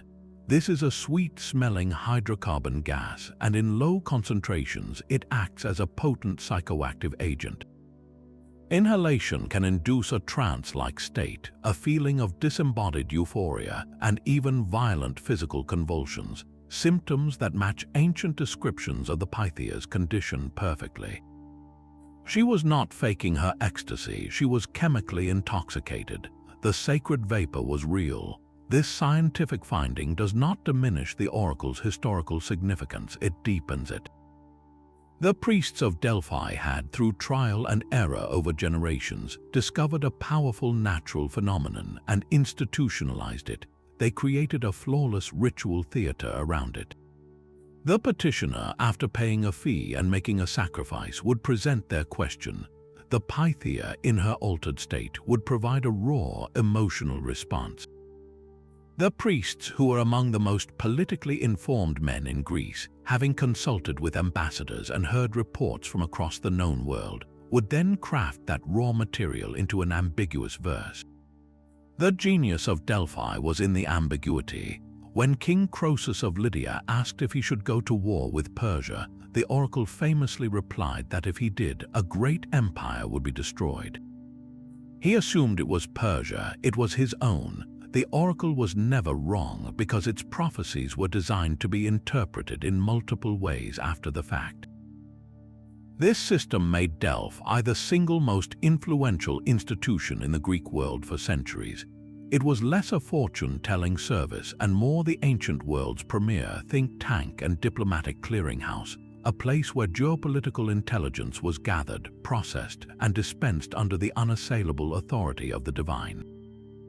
The trembling priestess on the tripod was the medium, but the real power lay in the human institution that harnessed a geological accident to speak, with calculated mystery, to the desperate hopes and fears of an entire civilization. The legend of the Hanging Gardens presents a different kind of mystery, one not of destruction or discovery, but of simple existence. We have a name, a location, and vivid descriptions from Greek historians, yet for centuries archaeologists have found no trace of them in Babylon itself. This absence has led many to conclude the gardens were a beautiful fiction, a traveler's tale that grew into a wonder. But what if the search has simply been in the wrong empire and the wrong century?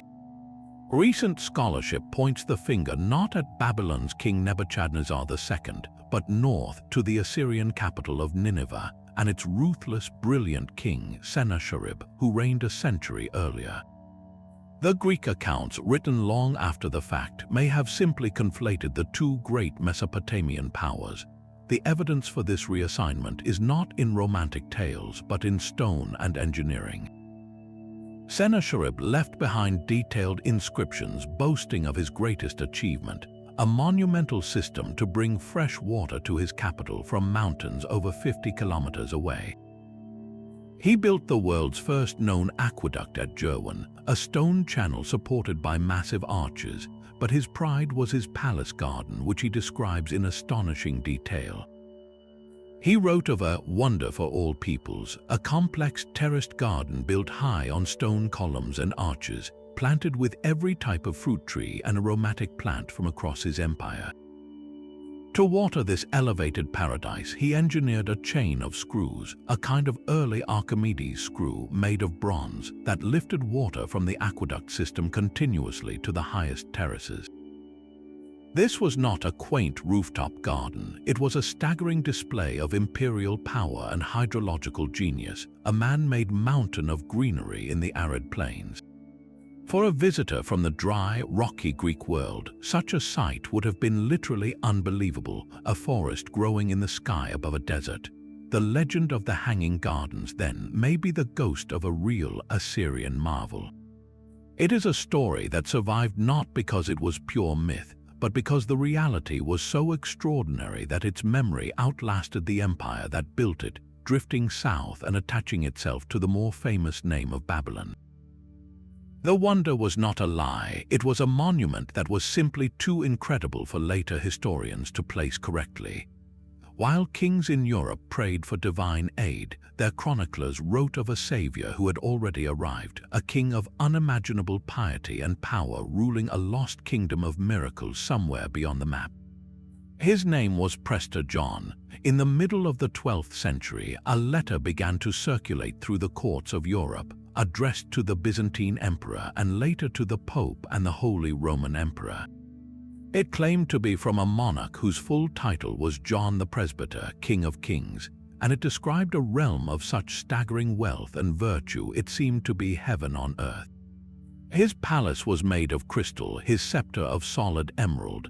He ruled over 72 kings, and his lands contained the fountain of youth, a river of gemstones, and even the gates of Alexander, which held back the savage tribes of Gog and Magog. Most importantly, he and all his subjects were devout Christians, eager to aid their European brethren in their holy wars. For a Christendom locked in a desperate struggle during the Crusades, this was not a fantasy, it was a divine promise. It was the answer to a prayer for a powerful ally who would attack the Muslim world from the rear and deliver Jerusalem. The letter was almost certainly a forgery, likely written by a European cleric, but its power lay in how perfectly it addressed a profound geopolitical and spiritual longing. Yet this compelling fiction did not emerge from nothing. It was built from fragments of real but poorly understood reports from the edges of the known world. The first seeds were planted by actual events in Asia. In the 11th and 12th centuries, European travelers and crusaders in the Holy Land began hearing astonishing news from further east. There were stories of a great Christian victory over a Muslim ruler in Central Asia. These accounts referred to a real event, the Battle of Katwan in 1141, where a Kara Kitai army, led by a ruler called Yeludashi, defeated the Seljuk Sultan Sanjar. The Kara Kitai were not Christian, they were Buddhists and shamanists, but they were also not Muslim, and in the simplistic binary of medieval Europe, not Muslim could easily be interpreted as Christian. The title of their leader, Wang Khan, may have been corrupted and merged with the name John. Furthermore, across Central Asia and China, there thrived the Church of the East, often called Nestorian Christianity. Its followers, with their ancient traditions and impressive communities along the Silk Road, were a genuine Christian presence in the heart of Asia. To a European knight in Antioch, hearing a merchant's tale of a Christian king beyond Persia, the leap to Prester John was short and hopeful. As the decades passed and the Mongol Empire exploded onto the scene, the legend adapted. Embassies were sent eastward, not to find a mythical king, but to make real alliances. When travelers like Giovanni d'Arpien del Carpine and William of Rubruck reached the court of the Great Khan in the 13th century, they asked not just about trade, but specifically about Prester John. They learned that the Mongols had indeed conquered a powerful ruler in Central Asia whom they called Wang Khan. This was Togrul, king of the Kerates, a tribe that had indeed been largely Nestorian Christian. He was a real, powerful Christian monarch, and he had been defeated by Genghis Khan. The Europeans had found a historical basis for their legend, but it was a basis in a tragedy, not a salvation. The real Prester John was dead, his people absorbed by the Mongols, yet the legend, stubborn and hopeful, simply packed its bags and moved. When it became clear no Christian superpower existed in Asia, the gaze of Europe turned south. Ethiopia, a powerful and ancient Christian kingdom isolated in the highlands of East Africa, had long been known in theory but was shrouded in mystery. In the 14th century, as Ethiopia resisted Muslim sultanates and European explorers began probing the coasts of Africa, the pieces fit perfectly once more. Here was a real, independent and devoutly Christian monarchy, ruled by a king who took the title Negus, a word that could sound like John to a European ear. Embassies were exchanged, and for the Portuguese in the 15th and 16th centuries, the dream of Prester John became a concrete diplomatic goal. They believed if they could reach this Christian kingdom, they could forge a pincer movement around the Islamic world. The legend, born from a forged letter, had finally found a true home in a real king on a real throne. The story of Prester John is perhaps the purest example of a legend as wish fulfillment. It was a phantom ally conjured by Europe's deepest anxieties and desires, a figure whose shape shifted across continents, from Central Asia to the Horn of Africa, always remaining just beyond reach because the hope he represented was more necessary than the reality could ever be. The phantom of Prester John drifted across continents, a legend shaped by longing, but the ancient Egyptians traded with a land whose mystery was rooted not in hope but in tangible, fragrant wealth. For over 1,000 years, Egyptian records speak with reverence of the land of Punt. It was not a place of monsters or lost tribes, but a source of the most coveted luxuries in the ancient world. Reliefs on the walls of Queen Hatshepsut's mortuary temple at Deir el-Bahri depict a grand trading expedition sent south around 1500 before Common Era. The carvings show Egyptian ships loaded down with heaps of aromatic resin, live incense trees potted in baskets, ebony logs, ivory tusks, leopard skins, and sacks of gold dust.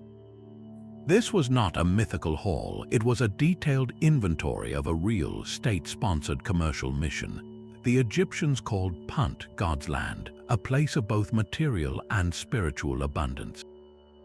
But for modern scholars, this created a tantalizing puzzle.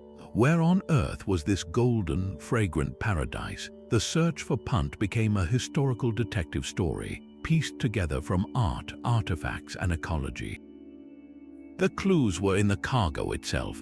Frankincense and myrrh are resins harvested from specific trees that grow only in a very narrow ecological zone, the arid coastal regions of the southern Arabian Peninsula and the Horn of Africa.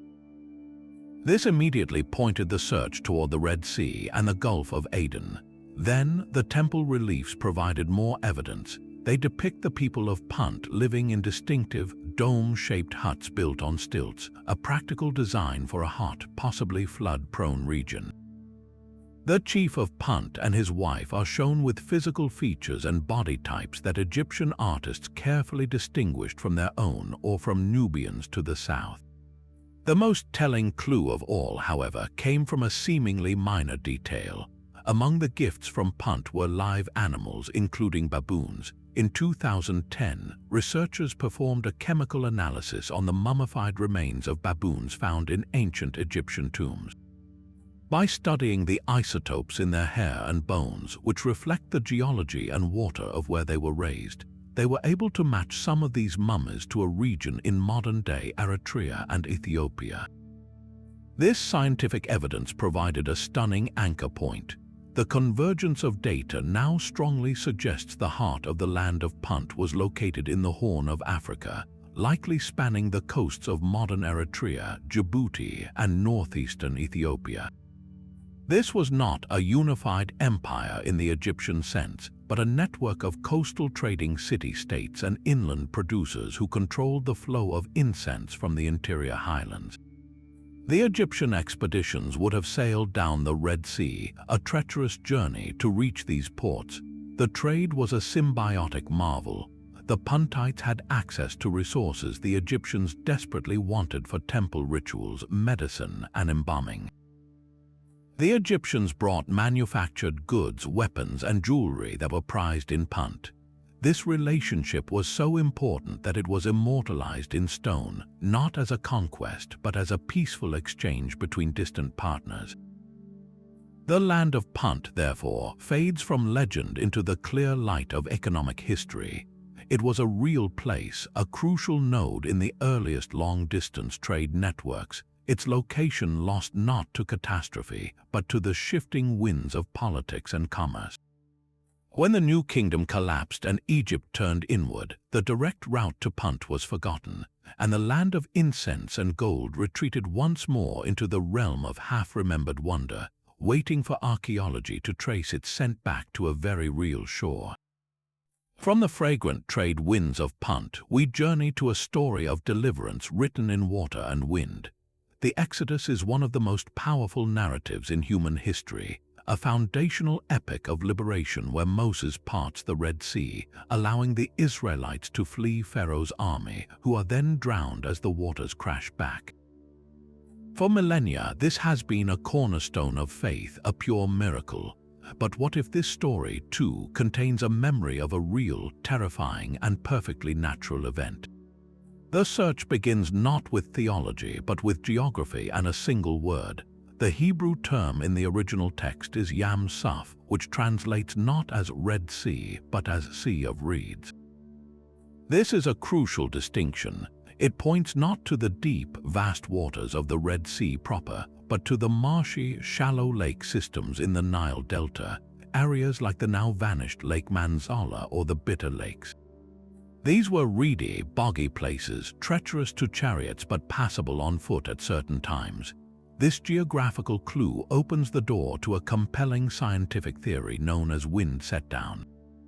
In a large, shallow body of water, a sustained and powerful wind blowing in a consistent direction for many hours can physically push the water from one end of the lake to the other. This creates a dramatic, temporary drop in water level on the windward side, exposing a muddy path while piling the water up into a literal wall on the leeward side. When the wind finally stops, that piled-up water comes rushing back in a devastating surge. This is not a hypothetical phenomenon. It has been documented in modern times. In 1952, a powerful northwesterly wind over Lake Erie pushed the water so far from the harbor in Toledo, Ohio, that the riverbed was left completely dry. More famously, a similar event occurs periodically in the shallow Sea of Azov, where strong easterly winds can blow the water away from the coast, leaving miles of seabed exposed. For a group of fleeing slaves, witnessing the waters of a reedy lake suddenly draw back, revealing a passable route, would have seemed like a divine intervention. If they crossed quickly, and if the pursuing Egyptian chariots with their heavy wooden wheels became bogged down in the thick, exposed mud, the scene would be set for catastrophe. When the wind inevitably shifted or died, the wall of water would come roaring back with terrifying speed, engulfing the stranded army. To the survivors, this would not be a weather event. It would be the hand of their God holding back chaos to save them and then unleashing it upon their oppressors. But there is another, even more dramatic possibility that ties this legend to a disaster we have already encountered. Remember the cataclysmic eruption of Thera, the likely inspiration for Atlantis. That event around 1600 before Common Era did not just bury a Minoan island. It would have generated a colossal tsunami, a wave perhaps hundreds of feet high that radiated across the eastern Mediterranean. Such a tsunami would have raced south, striking the Nile Delta and the coastal regions of the Sinai Peninsula with unimaginable force. For any people living or fleeing in those low-lying areas, the sea would have indeed appeared to pull back dramatically as the tsunami wave trough approached, a well-documented precursor to the main wall of water. This sudden, shocking retreat of the sea would expose vast stretches of the continental shelf, creating a fleeting, dry passage. Anyone who fled onto this exposed land would be running for their lives. Minutes later, the colossal wave would arrive, swallowing everything in its path, including any pursuing force. The timing is provocative. While the traditional biblical date for the Exodus is later, some scholars have proposed an earlier timeline that could place the Israelites' presence in Egypt closer to the Thuran eruption. Whether it was a local wind set down on the Sea of Reeds or the distant echo of a volcanic mega-tsunami, the core of the Exodus story, a miraculous path through the sea followed by a devastating flood, finds startling parallels in the natural world. The legend preserves the trauma and the awe of a generation that witnessed the waters move in ways that defied all understanding, transforming a harrowing escape from both human tyranny and nature's fury into the ultimate story of deliverance. The story of Croesus is a legend of wealth so vast it became the ancient world's ultimate benchmark. For centuries after his reign, to be as rich as Croesus was the highest compliment a person could receive, a standard of opulence that has echoed down to our own time. But the real Croesus was far more than just a proverbial miser sitting on a pile of gold. He was a revolutionary, the king who transformed the very concept of money and, in doing so, sealed his own tragic fate. His kingdom, Lydia, sat in what is now Western Turkey, a land blessed with a river whose sands glittered with a natural alloy of gold and silver called electrum. This was the source of his fortune, but Croesus's genius was not in finding it, but in mastering it. Before his reign, trade relied on barter or on rough lumps of electrum of inconsistent purity, a system ripe for dispute. Croesus changed everything. He ordered his minters to purify the electrum, separating it into pure gold and pure silver. He then stamped these precious metals with a uniform weight and his royal seal, creating the world's first standardized bimetallic coinage. These were not just pieces of metal, they were tiny, portable tokens of absolute royal authority and guaranteed value. A Croesus stater, with its iconic image of a lion confronting a bull, was trusted from the markets of Sardis to the ports of Greece. He had invented reliable currency, and in that moment, the abstract idea of wealth became something you could hold in your hand. His capital, Sardis, became a byword for luxury, a place where gold seemed as common as dust. But here lies the cruel twist of the legend. This very wealth, this revolutionary system of coins, is what ultimately drew the attention of a rising power to the east. The Persian Empire, under its ambitious emperor Cyrus the Great, looked upon Lydia's riches with covetous eyes. According to the famous account by the Greek historian Herodotus, Croesus, concerned by Persia's growth, consulted the oracle at Delphi, who gave him a typically cryptic answer.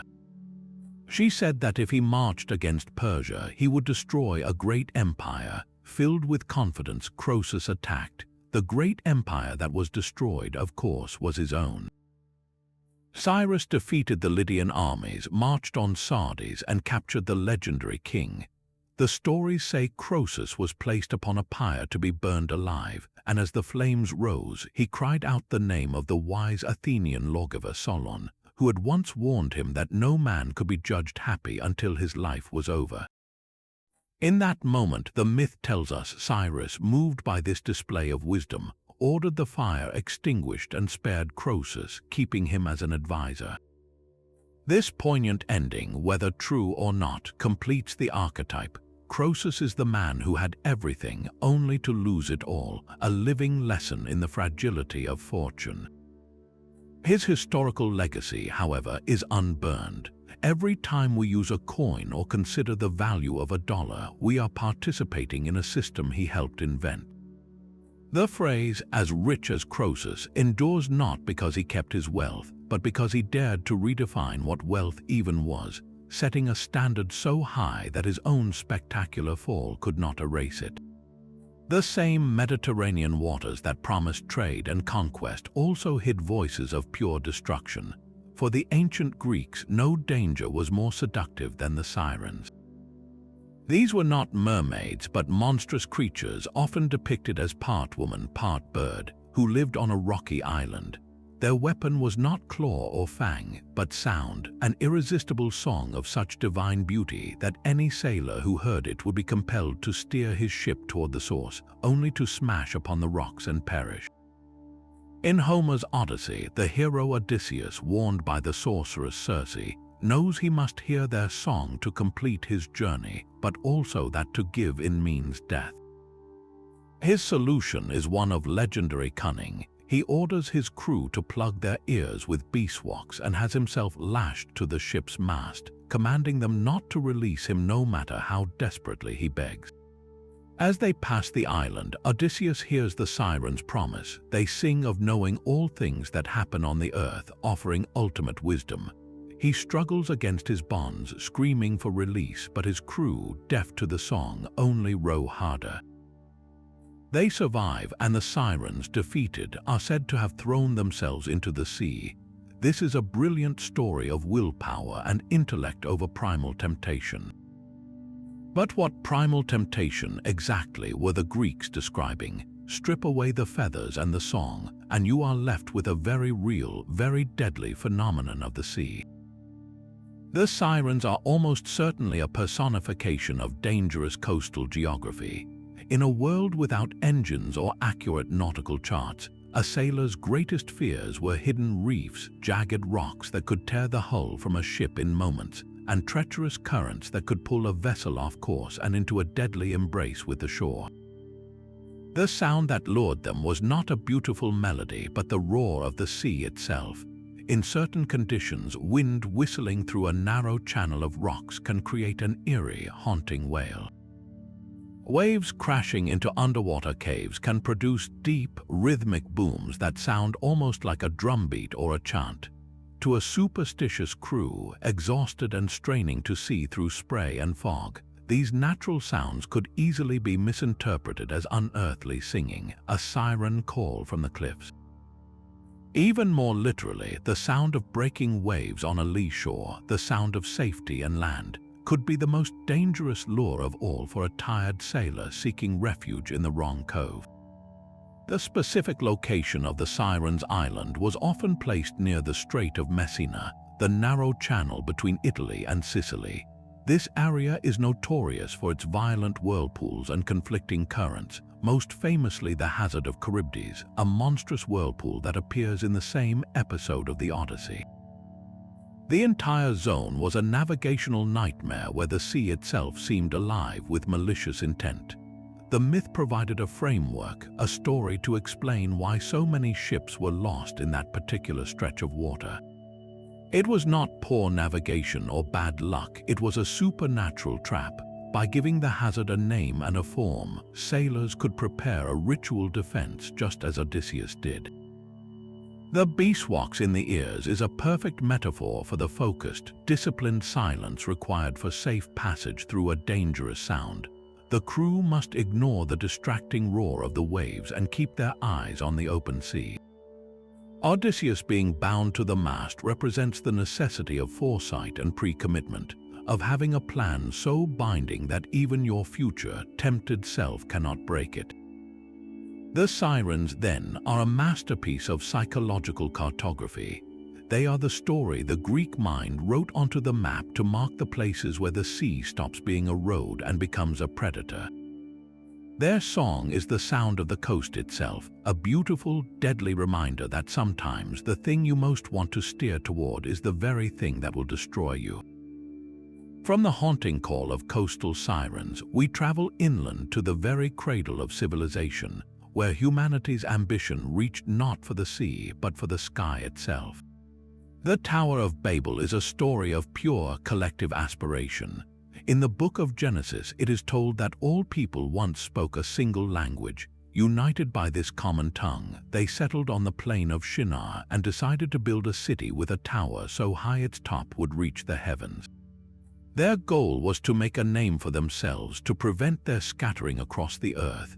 But God, seeing this act of unified pride, came down to confuse their language so they could no longer understand one another.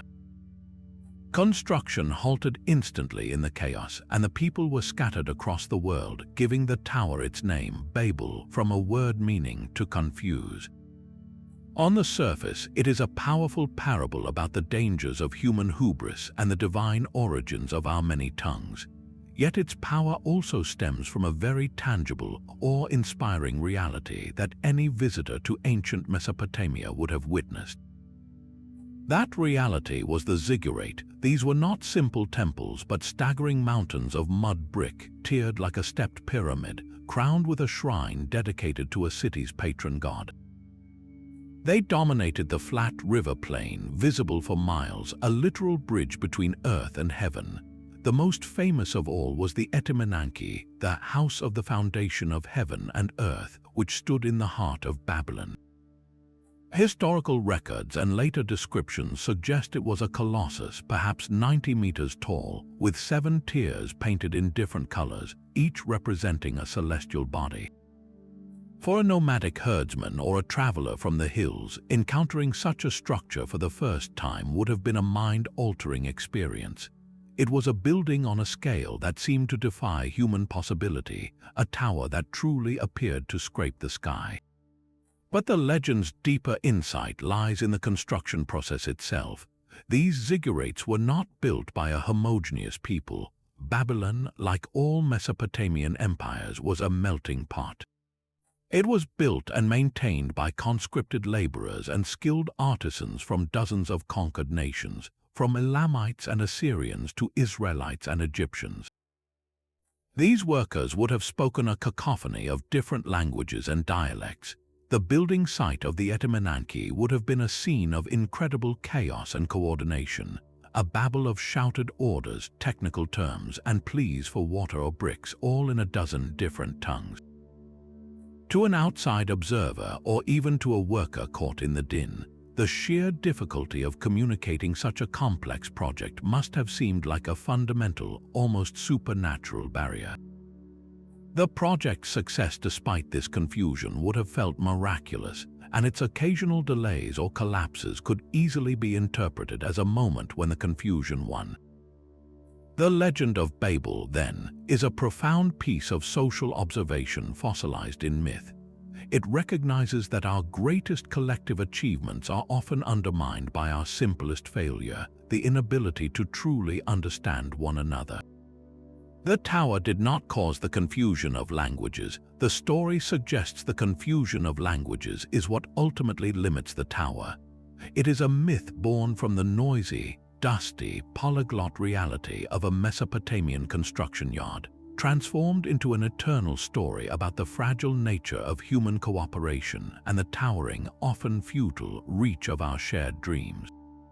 Her name was Califia, a queen of myth who gave her name to a land of gold. Long before the first European set foot on its shores, the idea of California existed in the fevered imagination of Spain, born not from a map but from a popular work of fiction. In 1510, the writer Garci Rodriguez de Montalvo published a chivalric romance called Los Sergas de Esplendion, or The Adventures of Esplendion. Within its pages, he described a remote island, rich beyond measure, located to the right of the Indies and very close to the earthly paradise. This island was populated solely by fierce, black Amazon-like women, ruled by their magnificent queen Califia. Her armor, her weapons, even the harnesses of the griffins she rode, were all made of solid gold. For the Spanish reader, it was a captivating fantasy, a blend of the Amazon legend and the ever-present dream of El Dorado. But within a few decades, this fictional island would escape the page and attach itself stubbornly to the geography of the New World. In 1533, an expedition led by the conquistador Hernán Cortés sailed up the western coast of Mexico, searching for new lands to claim. They encountered what we now know as the Baja California Peninsula, a long, arid strip of land separated from the mainland by the Gulf of California. To the sailors looking at this harsh landscape from their ships, it appeared to be an island, and in their minds, primed by Montalvo's bestseller, the identification was instant. They called it California. The legend had become a place, the belief that this was the island of Queen Califia, a land of warrior women and boundless gold, became a powerful motivator for further exploration. Expeditions were launched not just for God and glory, but with the specific hope of finding this mythical kingdom. They found no cities of gold, no armies of Amazons, only rugged terrain and indigenous peoples struggling to survive. Yet the name stuck, a permanent monument to the power of a story to shape reality. The myth of Califia is a perfect example of a legend becoming a self-fulfilling prophecy. A fictional queen dreamed up in a Spanish library provided the name and the tantalizing goal that drew men across an ocean. The explorers did not discover California, they invented it in their minds long before they ever saw its shores, and then went looking for their own invention. The land they found was nothing like the story, but by then the story had already won. Odysseus described a land of lawless pastoral giants, each with a single, round eye burning in the middle of its forehead. These cyclopes were not just obstacles, they were a primal terror, a vision of a monstrous, uncivilized past. But what if the ancient Greeks who first told these stories were not imagining monsters, but misinterpreting the petrified remains of a real, but utterly alien creature? The key lies not in mythology, but in paleontology. On islands across the Mediterranean, from Crete to Sicily and Cyprus, early farmers and shepherds would have routinely unearthed strange, gigantic bones weathering out of hillsides and riverbanks. Among the most common finds would have been skulls, but not of any animal they recognized.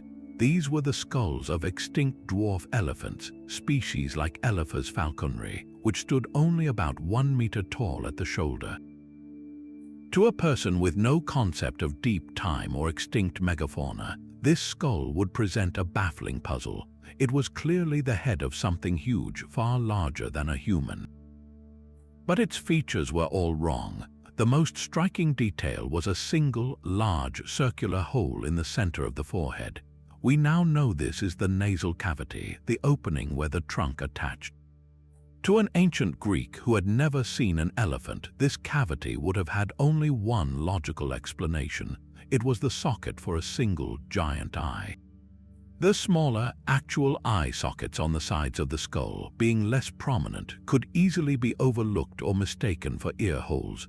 Suddenly, the random collection of giant bones had a terrifying identity. They belonged to a race of one-eyed giants. This simple misidentification solves several puzzling aspects of the myth. Homer describes the Cyclopes as living in caves and having no agriculture, no ships, and no laws. This perfectly fits the archaeological context. The bones were often found in limestone caves, which served as natural traps and burial grounds for these animals over millennia. The giants' pastoral lifestyle, herding sheep and goats, mirrors the very people who would have stumbled upon the skulls, ancient shepherds grazing their flocks in the same rugged landscapes.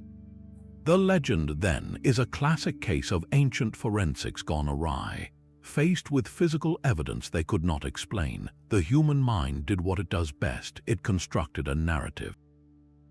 The massive limb bones became the limbs of giants, the strange skulls became their faces, and their presence in remote caves explained why these creatures were no longer seen. They were not just monsters of the imagination, they were monsters of the fossil record, reconstructed by a culture trying to make sense of the Earth's own buried memories. The legend of Lycurgus presents a different kind of puzzle, one where the story is not about a monster or a city, but about an idea so powerful it forged a civilization into a weapon. According to tradition, Lycurgus was the lawgiver who gave Sparta its iron constitution, its legendary austerity, and its fearsome military machine. He is said to have traveled to Crete, Egypt, and even India, gathering wisdom before returning to impose his radical reforms. After ensuring the Spartans swore an oath to uphold his laws until he returned, he left the city and deliberately starved himself to death, ensuring his laws would remain unchangeable forever. It is a perfect, self-contained myth of a founding father, yet historians are nearly unanimous there is no solid evidence a man named Lycurgus ever existed. So why does this phantom lawgiver feel so necessary? Because the reality he represents was so profound, so disruptive, that it demanded a mythic origin story. The Spartan system, known as the eunomia or good order, was not a gradual evolution. Archaeology and historical records point to a period of intense social crisis in the 7th century before Common Era. Sparta, like other Greek city-states, was riven by inequality, with a small aristocracy holding most of the land and power while a growing class of disenfranchised citizens seethed with discontent. Something had to give, and what emerged was not the work of one man, but a deliberate, revolutionary social experiment of breathtaking scale. The legend of Lycurgus is the narrative container for that revolution.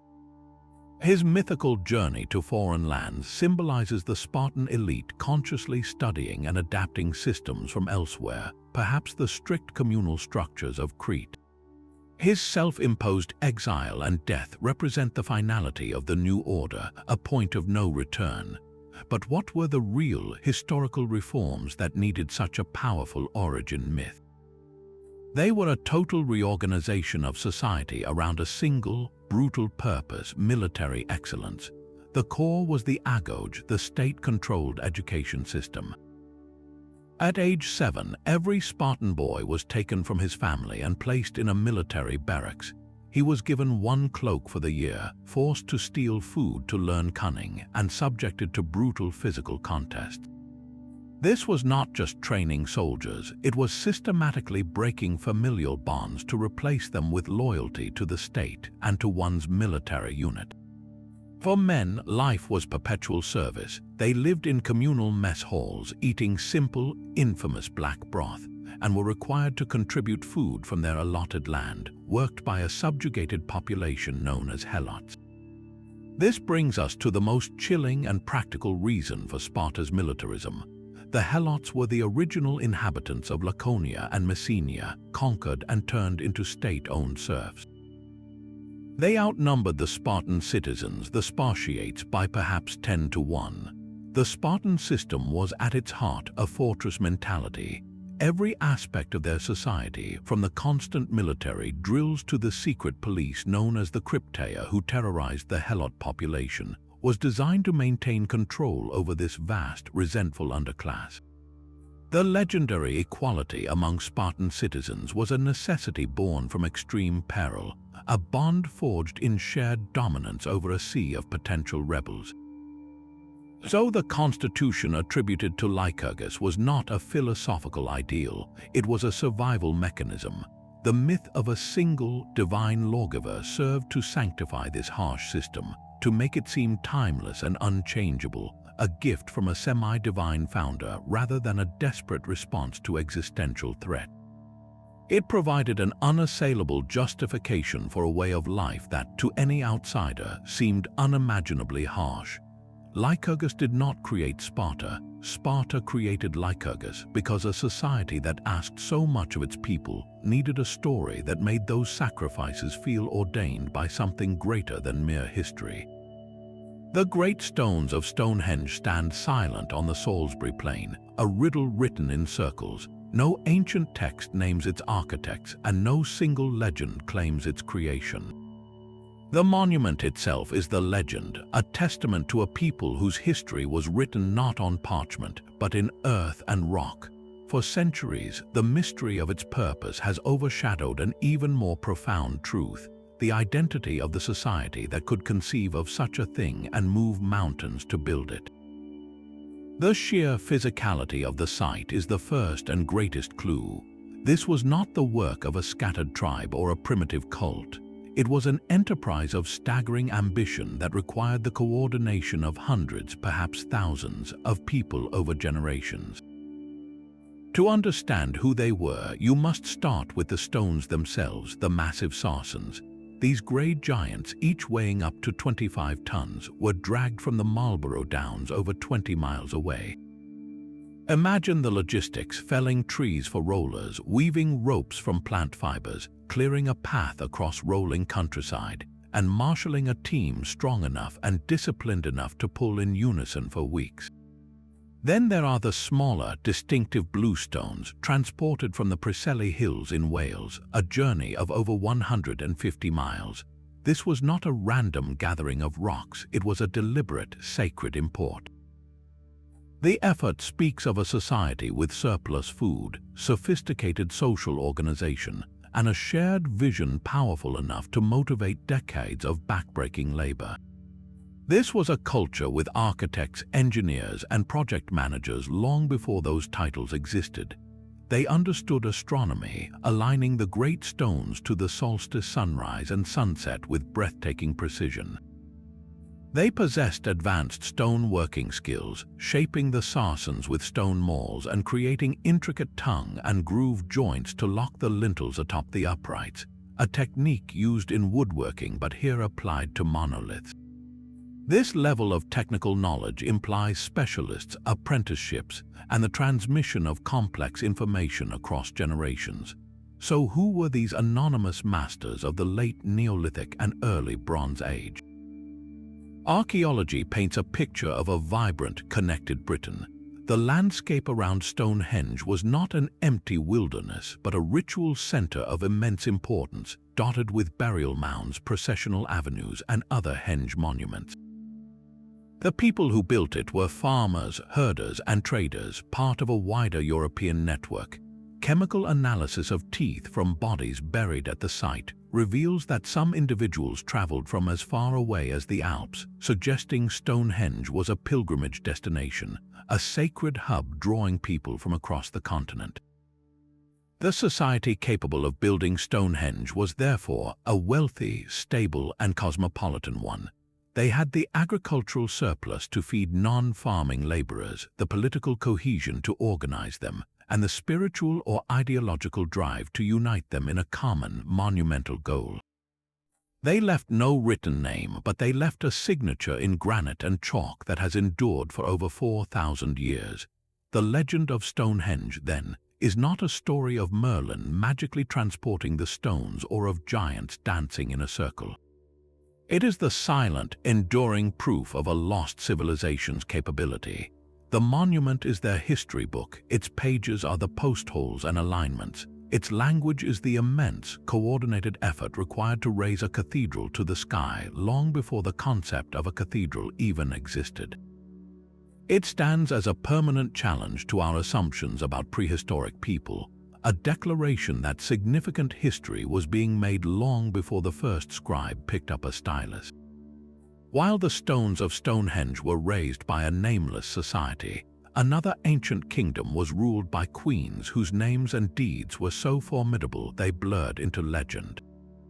Far to the south, along the fertile banks of the Nile in what is now Sudan, the kingdom of Kush flourished for centuries with its capital at Meroe. For the Greeks and Romans, this was a land of mystery and power, and their histories speak not of a single king, but of a succession of warrior queens they called the Candaces. These were not mythical figures like the Amazons, but flesh and blood rulers whose political and military might left an indelible mark on history. The word Candace is actually a Europeanized version of the Meroitic title Candake, which did not mean a queen by birth, but a queen mother who held supreme power, often ruling alongside her son or even in her own right as a sovereign. This was a unique system of female authority embedded in the very structure of the Kushite state. The legends that grew around them of one-eyed queens and fearsome negotiators were simply the exaggerated echoes of their very real, documented confrontations with the ancient world's greatest superpower, Rome. The most famous of these historical encounters involved a Candake named Ammonionas. In the year 25 before Common Era, while the Roman Emperor Augustus was consolidating his power, Ammonionas saw an opportunity. Roman forces in Egypt under the prefect Gaius Petronius had pushed south into Kushite territory. In a bold and calculated strike, Ammonionas launched a counter-offensive. She led her armies north, capturing several Roman frontier towns and famously pulling down a bronze statue of Augustus, taking the emperor's head back to Mara as a trophy to be buried beneath the steps of a temple, so her people could symbolically tread on Rome's pride every day. This was not a random raid, it was a statement of equals. The Roman response was swift and brutal. Petronius marched south with a strong force, sacking the Kushite city of Napata. But the Kushites, masters of the harsh desert terrain, refused to engage in a pitched battle. They harried the Romans, fading into the landscape. The conflict reached a stalemate, costly for both sides. And here, the legend reveals its historical core. Facing a protracted war of attrition, the two powers sat down to negotiate. The Roman historians, perhaps uncomfortable recording a treaty made with a woman, refer to her only as Candace. But the outcome speaks volumes. A remarkable peace treaty was signed around 21 before Common Era. The Roman frontier was pulled back to a former border. The Kushites were exempted from paying tribute to Rome, and a lasting, respectful peace was established. Ammonians had fought the world's only superpower to a standstill and secured favorable terms through diplomacy. This was the reality that fueled the legend.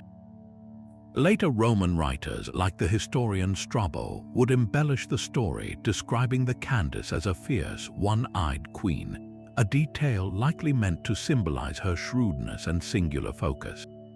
For centuries in European lore, the kingdom of Mara was remembered not for its pyramids or its ironworks, but as the land ruled by these indomitable queens.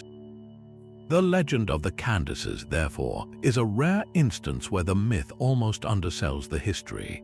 It speaks of powerful women, but the truth reveals strategic genius, military command, and diplomatic acumen that forced even Rome to reconsider its reach. These queens were not myths, they were the architects of their kingdom's destiny, and their legacy, written in stone and treaty, proves that some of history's most compelling legends are simply the truth, seen through a lens of awe. The human body itself was not safe from the wild distortions of ancient travelogues. Herodotus and Pliny the Elder, those tireless collectors of the world's oddities, wrote with absolute certainty about a race of men who lived without heads. These were the Blemmyes, creatures whose faces were said to be embedded directly in their chests, their eyes peering out from above their pectoral muscles, their mouths speaking from the region of their sternum. They were placed on the very edges of the known world, often in the depths of Africa, as the ultimate symbol of the alien and the monstrous. This was not a fleeting rumor. It was a geographical fact repeated by respected scholars for over 1,000 years, appearing on medieval maps as a real people to be found. The persistence of such a bizarre idea forces a simple question. What could possibly make a rational observer believe they had seen a man with no head? The answer lies not in biology, but in the terrifying spectacle of ancient warfare and a profound cultural misunderstanding. Imagine you are a Roman soldier or a Greek merchant traveling south along the Nile, venturing into the lands of Nubia in what is now Sudan. You encounter a warrior from a nomadic tribe, perhaps the Buja or the Megabaroi, peoples known to the classical world. In battle, these fighters used a specific and formidable piece of equipment, a large, oblong shield. Their fighting technique was to crouch low, bringing the top edge of this massive shield up to cover their head and face entirely. From a distance or in the chaotic dust of a skirmish, the visual effect would be startling. You would not see a helmet or a face. You would see a humanoid form whose shoulders seemed to rise directly into a large protective board. Where the head should be, there was only shield. The man's voice would seem to emanate from his torso. If you survived the encounter and lived to tell the tale, the story would simplify and amplify in the retelling. The warrior who fought with a shield over his head became, in the traveler's memory, the man who had his face upon his chest. A practical battle tactic was fossilized into a grotesque anatomical legend. This transformation from cultural practice to mythical biology is a perfect example of how legend fills the gaps in understanding.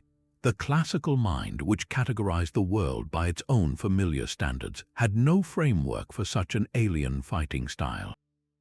The only way to process it was to literalize the visual trick, to invent a new kind of human to explain what was seen. The blemis were not a discovery, but an interpretation, a story born from the collision of two worlds on a dusty frontier, where a shield was mistaken for a missing head, and a legend of the headless men was born. While the blemis were a myth born from a visual trick, the dragons of China were a legend born from a very real, constant, and life-giving terror. Across the vast river valleys of ancient China, the dragon was not a monster to be slain, but a deity to be appeased. These were the dragon kings, celestial beings who dwelled in the depths of rivers, lakes, and seas, commanding the rains, the floods, and the very flow of water itself. Their moods dictated the fate of empires. A benevolent dragon king brought gentle, timely rains for the rice paddies. An angry one could withhold the monsoon, bringing drought and famine, or unleash his fury in a catastrophic flood that could wash away entire villages. This belief was not a quaint superstition. It was a profound, poetic recognition of a fundamental historical truth. In a civilization built on intensive agriculture, water was not just a resource, it was the absolute determinant of life, death, and political power. The legend of the Dragon Kings is at its core the mythologization of hydraulic engineering. For millennia, China's prosperity depended on the management of its two great, unpredictable rivers, the Yellow River and the Yangtze. The Yellow River, in particular, was known as China's Sorrow for its devastating floods, which could change course and obliterate whole regions. Taming these waters was the single greatest technical and administrative challenge facing every dynasty. The officials who took on this task held power akin to the gods. They were the engineers who designed complex systems of dikes, canals, and irrigation networks. They were the bureaucrats who organized the corvée labor of thousands of peasants to maintain these systems. Their success meant a bumper harvest, social stability, and legitimacy for the emperor. Their failure meant starvation, rebellion, and the possible fall of the dynasty itself. So how does a society explain the immense, impersonal power of a river system and the human authority that tries to control it? It creates the Dragon King. This mythical figure served as the perfect interface between heaven and earth, nature and bureaucracy. When a drought struck, it was because the local Dragon King was displeased. The solution was not just to dig a new canal, but to perform a ritual. The local magistrate, the human representative of the emperor, the Son of Heaven, would lead ceremonies at the riverbank. He would offer sacrifices, burn incense, and read aloud petitions written on yellow paper, formally requesting the Dragon King to release the rains. This ritual was a critical piece of governance. It provided a spiritual framework for natural disaster, giving the people a sense of agency through prayer and ritual, while also reinforcing the magistrate's role as the essential intermediary between the community and the forces that controlled their survival. The dragon itself was a perfect symbol for a river. Its long, serpentine body mirrored the winding course of the Yellow River across the plain. Its scales could represent the glint of sunlight on water or the layered mud of the riverbanks. Its ability to soar into the clouds and summon storms connected the water in the earth to the water in the sky, embodying the complete hydrological cycle. And just as there were many rivers and lakes, there was not one Dragon King, but a whole celestial bureaucracy of them, each with his own domain and rank, mirroring the imperial administration on Earth. The most powerful human engineers were, in a sense, performing the Dragon King's will. When a wise official like the legendary Yu the Great succeeded in dredging flood channels, the story said he had received a sacred chart from a river dragon. When a dike held against a raging torrent, it was because the magistrate had successfully negotiated with the local water deity. The myth provided divine sanction for human labor and ingenuity.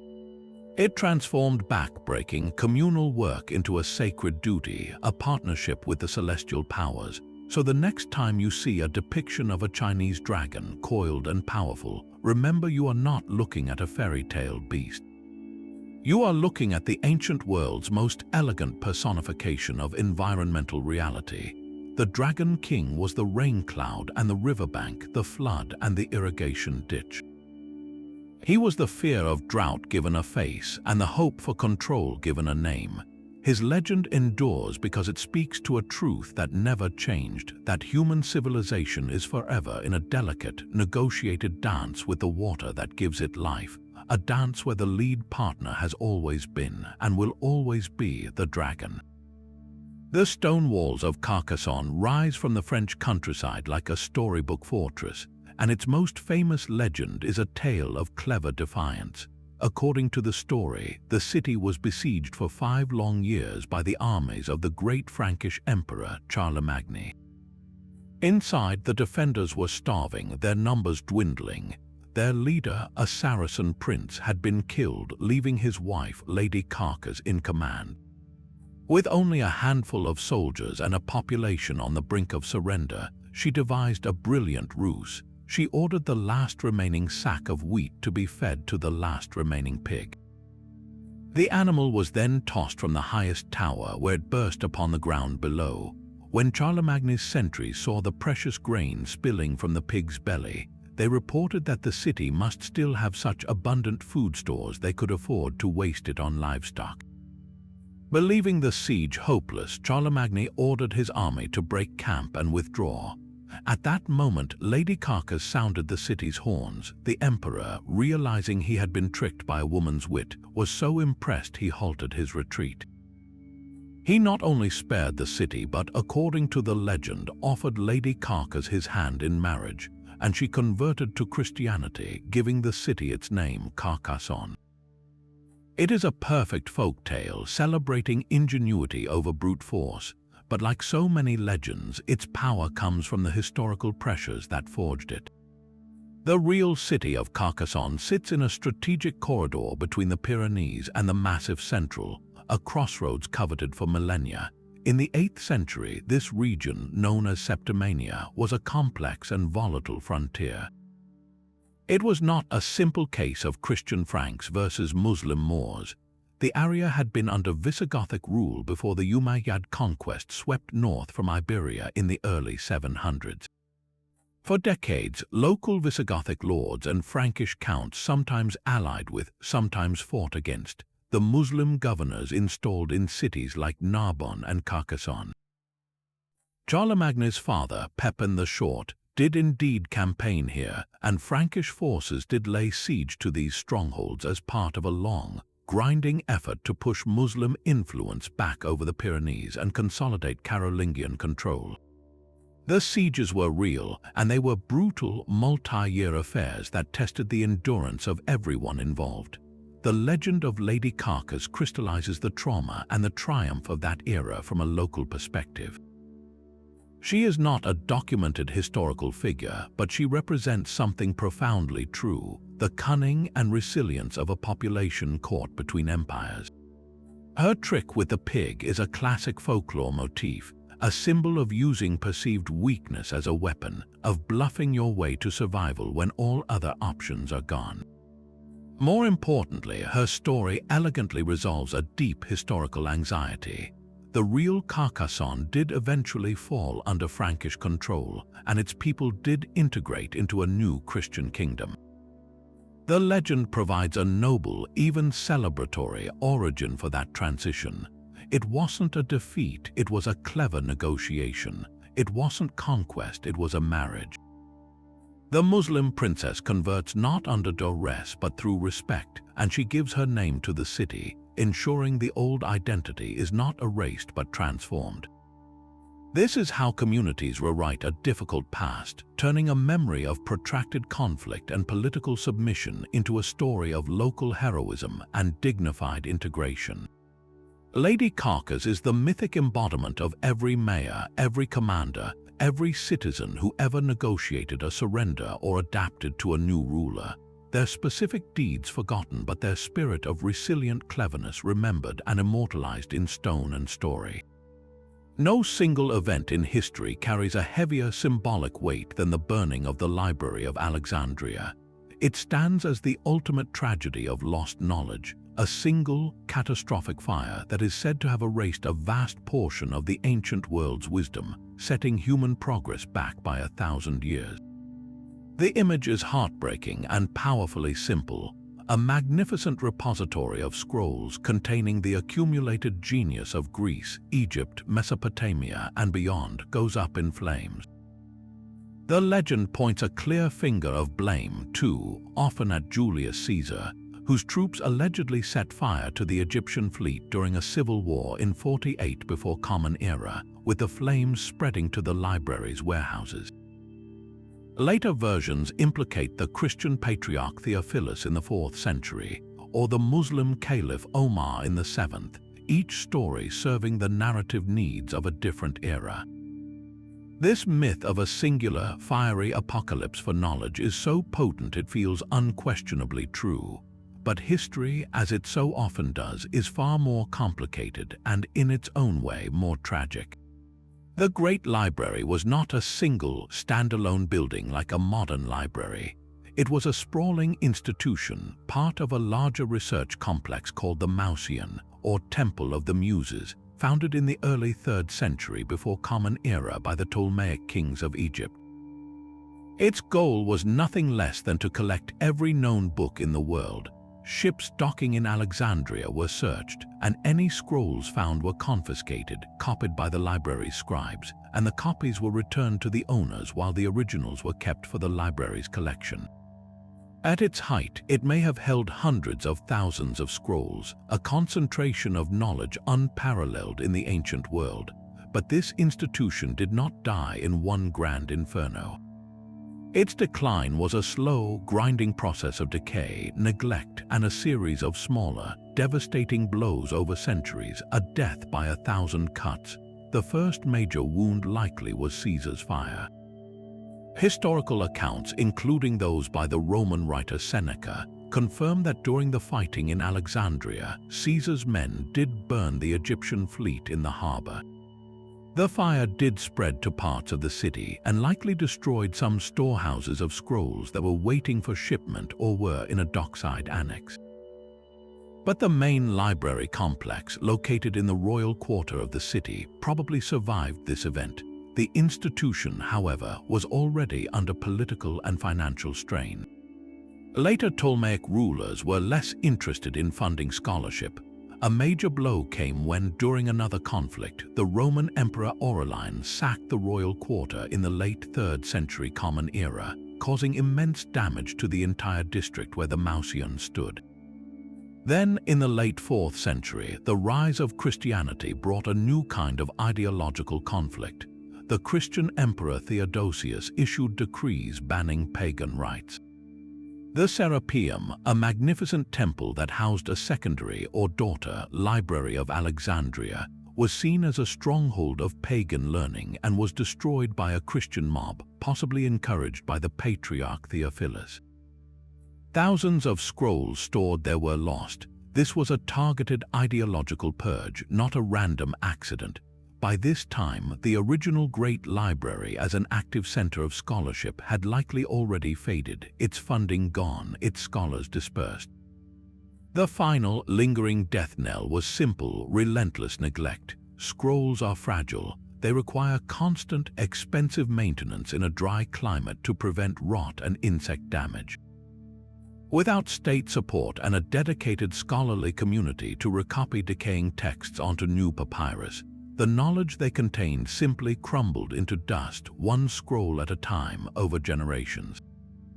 So why does the legend of the single, catastrophic fire persist with such force? Because it provides a clean, emotionally satisfying story for an unbearably messy truth. The slow death of knowledge through bureaucracy, budget cuts, religious zealotry, and apathy is too diffuse, too bureaucratic to capture the imagination.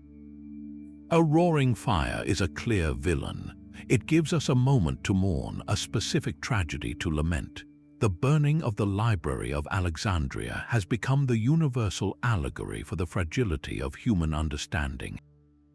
It warns us that civilization is not a steady ascent but a flickering flame, and that the greatest threat to our collective memory is not always a sudden catastrophe, but the quiet, relentless passage of time compounded by human indifference.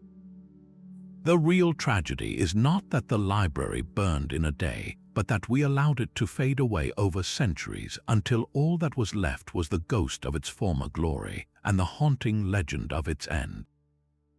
The quest for the Holy Grail feels like the ultimate Arthurian fantasy, a search for the very cup Christ used at the Last Supper, a vessel of infinite grace and miraculous power. Yet this most Christian of legends, which reached its peak in the romances of the 12th and 13th centuries, did not emerge from a spiritual vacuum.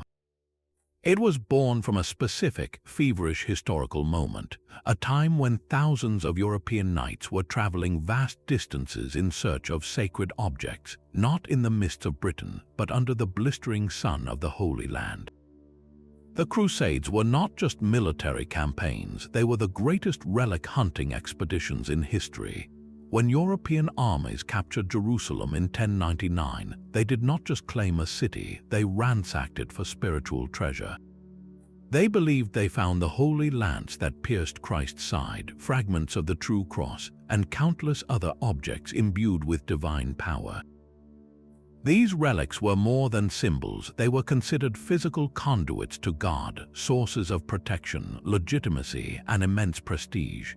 The knights who returned brought these stories back with them, tales of perilous journeys undertaken for a holy cause. The Grail quest is the literary echo of that reality. It translates the physical journey to Jerusalem into a spiritual journey within the heart of Britain itself.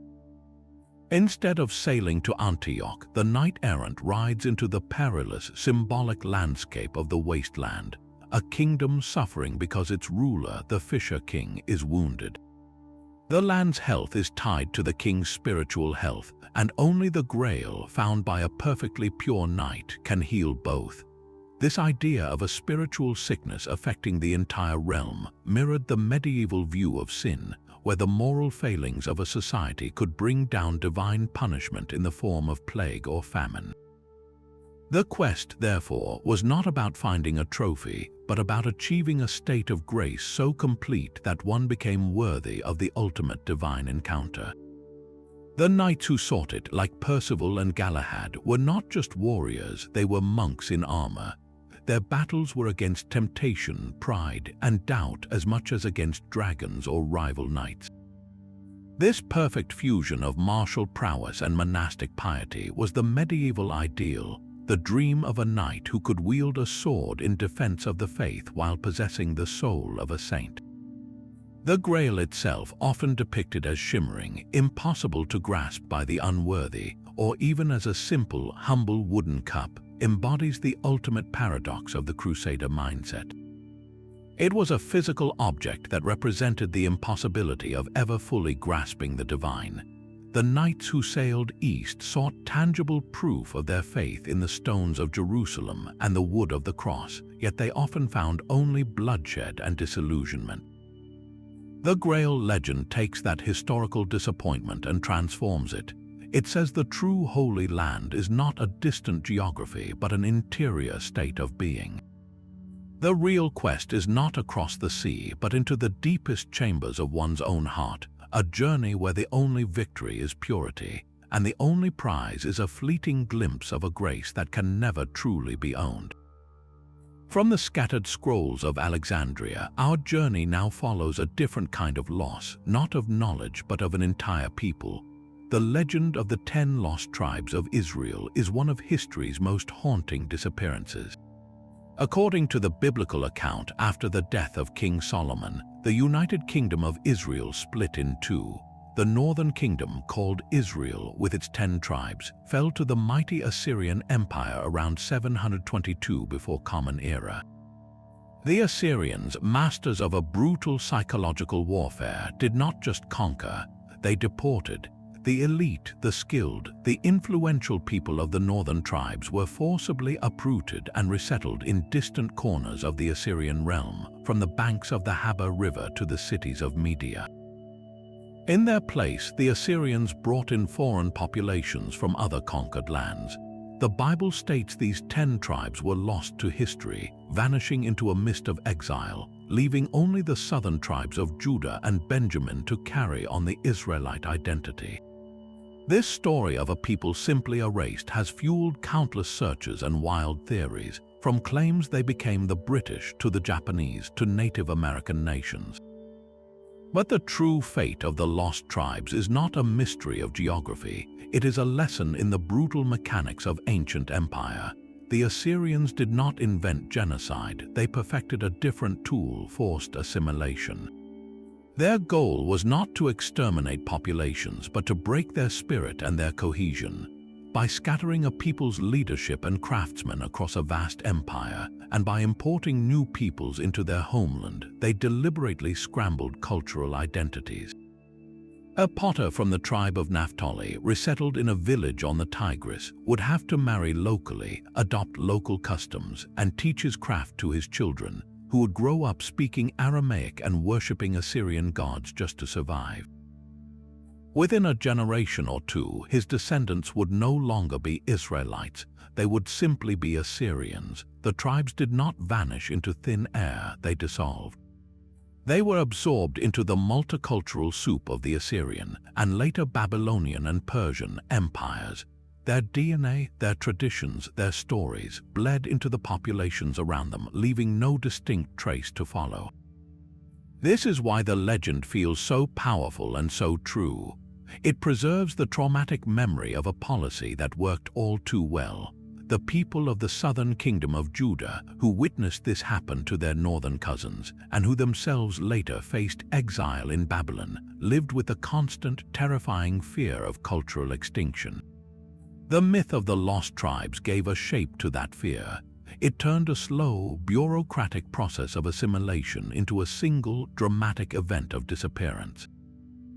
It also served a profound theological purpose. If the tribes were merely assimilated, then God's promise to the patriarchs of a numerous people could seem broken. But if they were lost, waiting to be found, then the promise remained alive, just deferred. The legend is a story of hope born from despair, a belief that somewhere a pure remnant of Israel still existed, preserving the faith.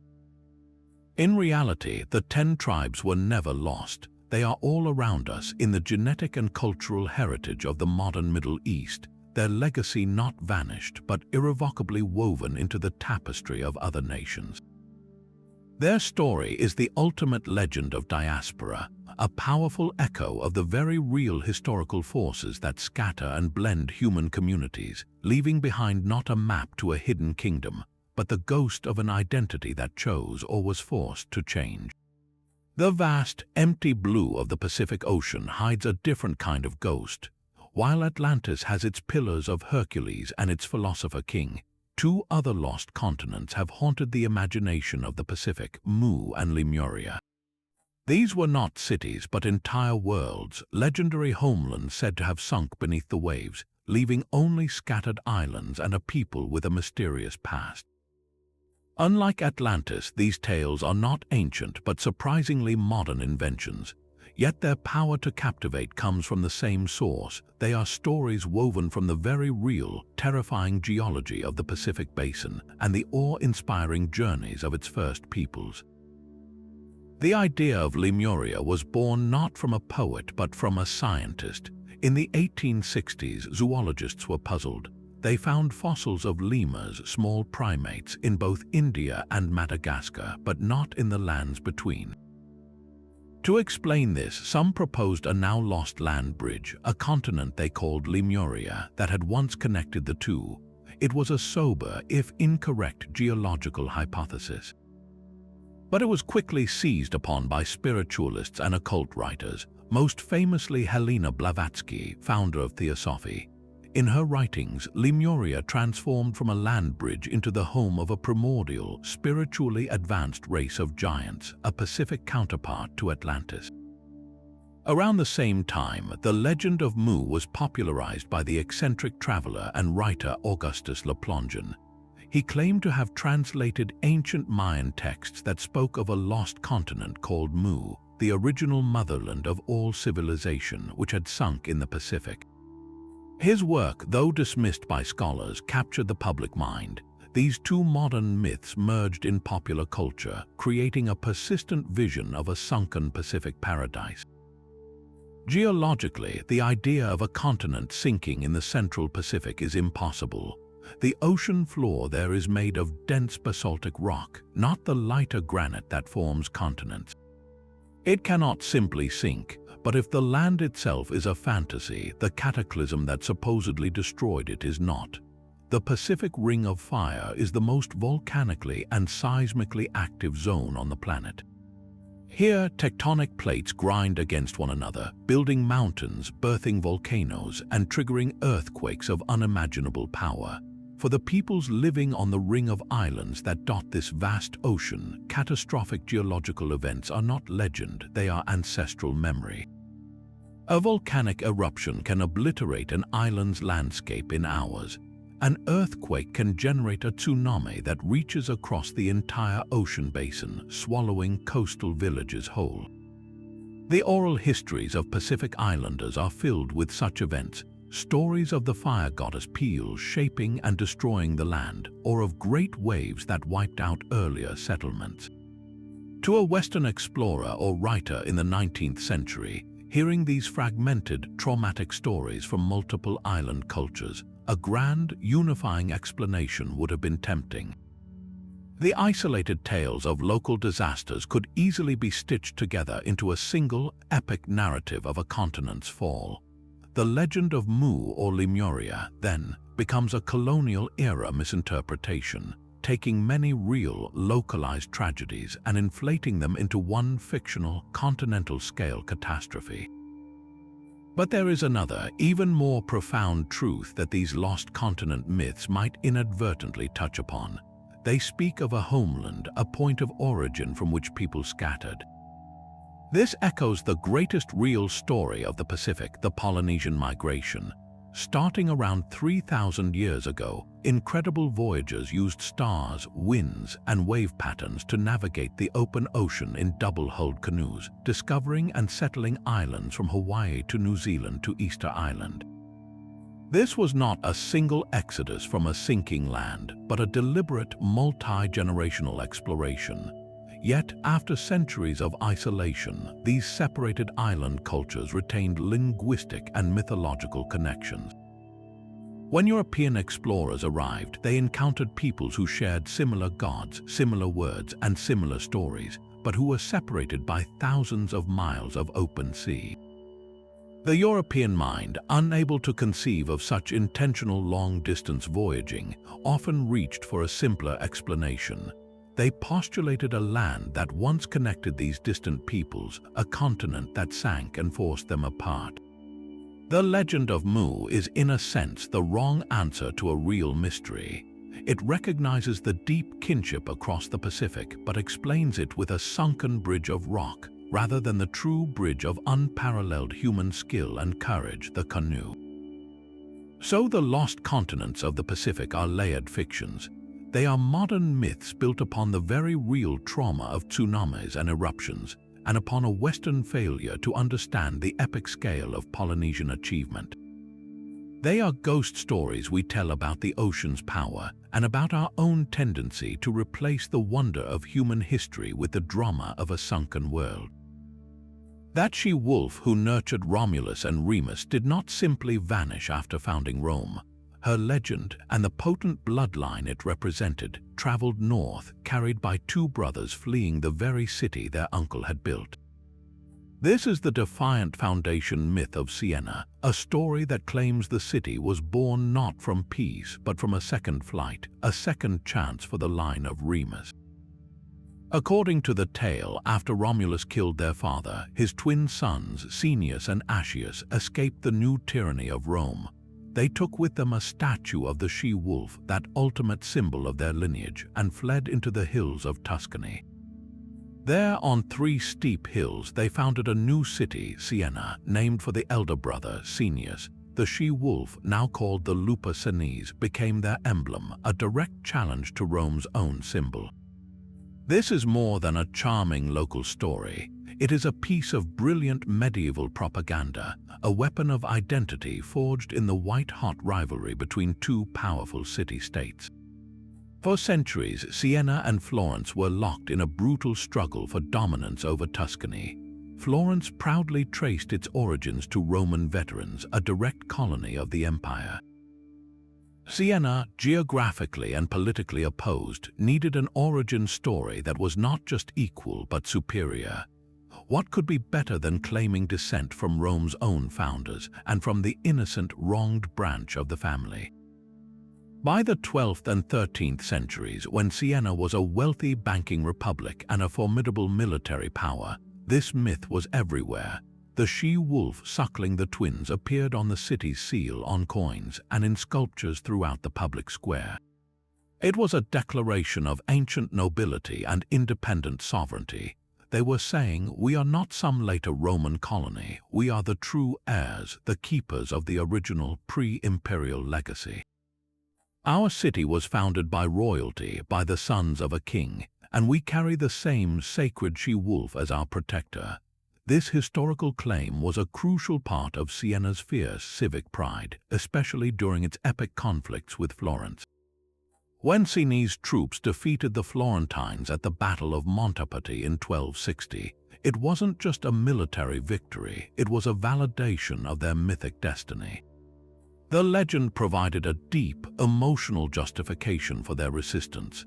They weren't rebelling against a stronger neighbor. They were defending the legacy of Cineas and Accius against a city that represented a later corrupted Rome. The black and white colors of Siena's coat of arms, which still define the city today, are said to symbolize the smoke and white clouds from the sacred fire the brothers carried from Rome, a literal and figurative carrying of the flame. So the she-wolf of Siena is a perfect example of how a foundation myth is never just about the past. It is a tool for the present. It takes a universal symbol, the nurturing wolf, and claims it for a specific political cause. In a world where legitimacy was derived from antiquity, Siena crafted an antiquity that made it Rome's equal, if not its better. The statue they said the brothers brought might not exist, but the belief in that story shaped a city's architecture, its art, and its unbreakable will to stand apart, forever under the watchful eyes of the same wolf that once watched over the first Romans. Plato's placement of Atlantis beyond the Pillars of Hercules was not a random geographical detail. It was the single most terrifying address he could give. To place the lost city out there, in the great green dark beyond that stone gateway, was to say it existed in a realm of pure nightmare. For the Mediterranean civilizations that told this story, the pillars were not just rocks. They were a psychological frontier, the absolute end of the safe, known world. To the east lay home, the sun-drenched, island-dotted sea they had mapped with their lives. To the west lay only the ocean, a boundless, roaring abyss that ancient sailors believed circled the entire flat earth. This was not a place for trade or exploration. It was a realm of monsters, of sea serpents that could crush ships, and of a current so strong it would pull you over the edge of the world into oblivion. The myth said the hero Heracles himself had placed the pillars as a warning, a divine sign that said, "Go no further." This legend served a brutally practical purpose. It enforced a necessary caution. The Atlantic Ocean presented challenges the Mediterranean simply did not. The tides were immense and unpredictable, rising and falling meters in a cycle unknown in the tideless inland sea. The prevailing winds blew fiercely from the west, directly into the face of any ship trying to sail out, and the swells generated by vast, open ocean storms could dwarf the largest war galley. For sailors in vessels powered by oars and a single square sail, venturing out meant leaving behind the gods who ruled the familiar coasts and currents. You were entering a place ruled by chaos, so the story of Atlantis, swallowed by that very chaos, was the ultimate cautionary tale. It reinforced the boundary. It said the greatest civilization imaginable, advanced and proud, was no match for what waited beyond the pillars. Their fate was a lesson for anyone who dreamed of pushing past the limits set by the gods. Yet, as with all forbidden boundaries, the legend also sparked a contrary, burning curiosity. The very fact that a story was needed to deter sailors proves that some were looking and some were daring to go. The Phoenicians, master mariners from the Levant, likely did slip through these gates in secret. They established trade routes for Cornish tin and African gold that they guarded with their lives, spinning tales of sea monsters and impassable currents to protect their lucrative secrets. Their misinformation, repeated often enough, would have fed directly into the myths that warned of the Atlantic's dangers, so the Pillars of Hercules stand as a perfect symbol in our search for historical truth. They represent the very real physical dangers that created a powerful mental barrier, but they also mark the precise moment when a legend becomes a challenge. The story of what lay beyond was so terrifying, so compelling, that it inevitably invited someone someday to test it. The myth of Atlantis, in the end, is not just about a sunken city. It is about the human spirit staring at a horizon of fear and wondering, what if I sailed toward it anyway? But the Greeks did not see a royal guardian when they looked upon the colossal, weathered face rising from the sands of Giza. They saw a monster. For them, the Sphinx was not a monument to a pharaoh, but a terrifying hybrid creature from their own mythology, a winged lion with the head of a woman who posed a deadly riddle to travelers outside the city of Thebes. This was a being of pure, intellectual menace, and its story tells us less about Egypt than it does about the Greek mind confronting something so ancient, so massive, and so utterly alien that it could only be processed as myth. The real Great Sphinx is believed to have been carved from a single limestone outcrop during the reign of the Pharaoh Khafre around 2500 before Common Era. Its lion's body symbolized royal power and the sun god, while the head, most scholars agree, is a portrait of the king himself wearing the royal Nemes headcloth. It was a guardian of the necropolis, a silent, eternal sentinel facing the rising sun. But by the time Greek travelers and mercenaries arrived in Egypt centuries later, the context was lost. The Giza Plateau was already thousands of years old, a ruin from a time the Greeks could scarcely comprehend. The Sphinx, partially buried by drifting sand with only its immense, enigmatic head visible, would have been a breathtaking, unsettling sight. They had no cultural key to decode it, so they did what cultures always do: they interpreted it through their own stories. In Greek mythology, the Sphinx was a daughter of monsters sent by the gods to punish the city of Thebes. She perched on a mountainside and stopped all passers-by with her famous riddle: what creature walks on 4 legs in the morning, 2 legs at noon, and 3 legs in the evening? Those who failed to answer were devoured. The hero Oedipus finally solved it, answering: man who crawls as a baby, walks upright in adulthood, and uses a cane in old age. Upon hearing the correct answer, the Sphinx threw herself from her rock to her death. This is a purely Greek philosophical drama, a story about the nature of man and the power of reason over brute force. By grafting this story onto the Egyptian statue, the Greeks performed a profound act of cultural translation. They transformed a static portrait of divine kingship into an active philosophical entity. The real Sphinx's silence became the pregnant pause before a deadly question. Its imposing presence became the threat of intellectual failure. The shifting desert sands that half buried it became the metaphorical mountain from which it challenged all who passed. This mythologizing was not an error, it was a necessity. The Greek Sphinx is a testament to the shock of encountering a civilization far older and more mysterious than their own. They could not simply accept the monument as a decoration. They had to give it a story, a purpose that made sense within their own worldview of heroes, monsters, and riddles that define the human condition. In doing so, they created a powerful dual legacy. One is the historical guardian of the pharaoh's eternity, slowly weathering under the desert sun. The other is the legendary monster of the mind, a creature who asks not for worship but for wisdom, and whose true riddle is not about man, but about how we see ourselves in the face of history's great silent witnesses. The silence left by the vanished settlers of Roanoke is a different kind of mystery, one written not in epic poetry, but in a single cryptic word carved into a post. In 1587, a resupply ship from England finally returned to the small, struggling colony on Roanoke Island, off the coast of what is now North Carolina. The captain and his crew found an abandoned settlement. The crude fort and houses had been carefully dismantled, not destroyed.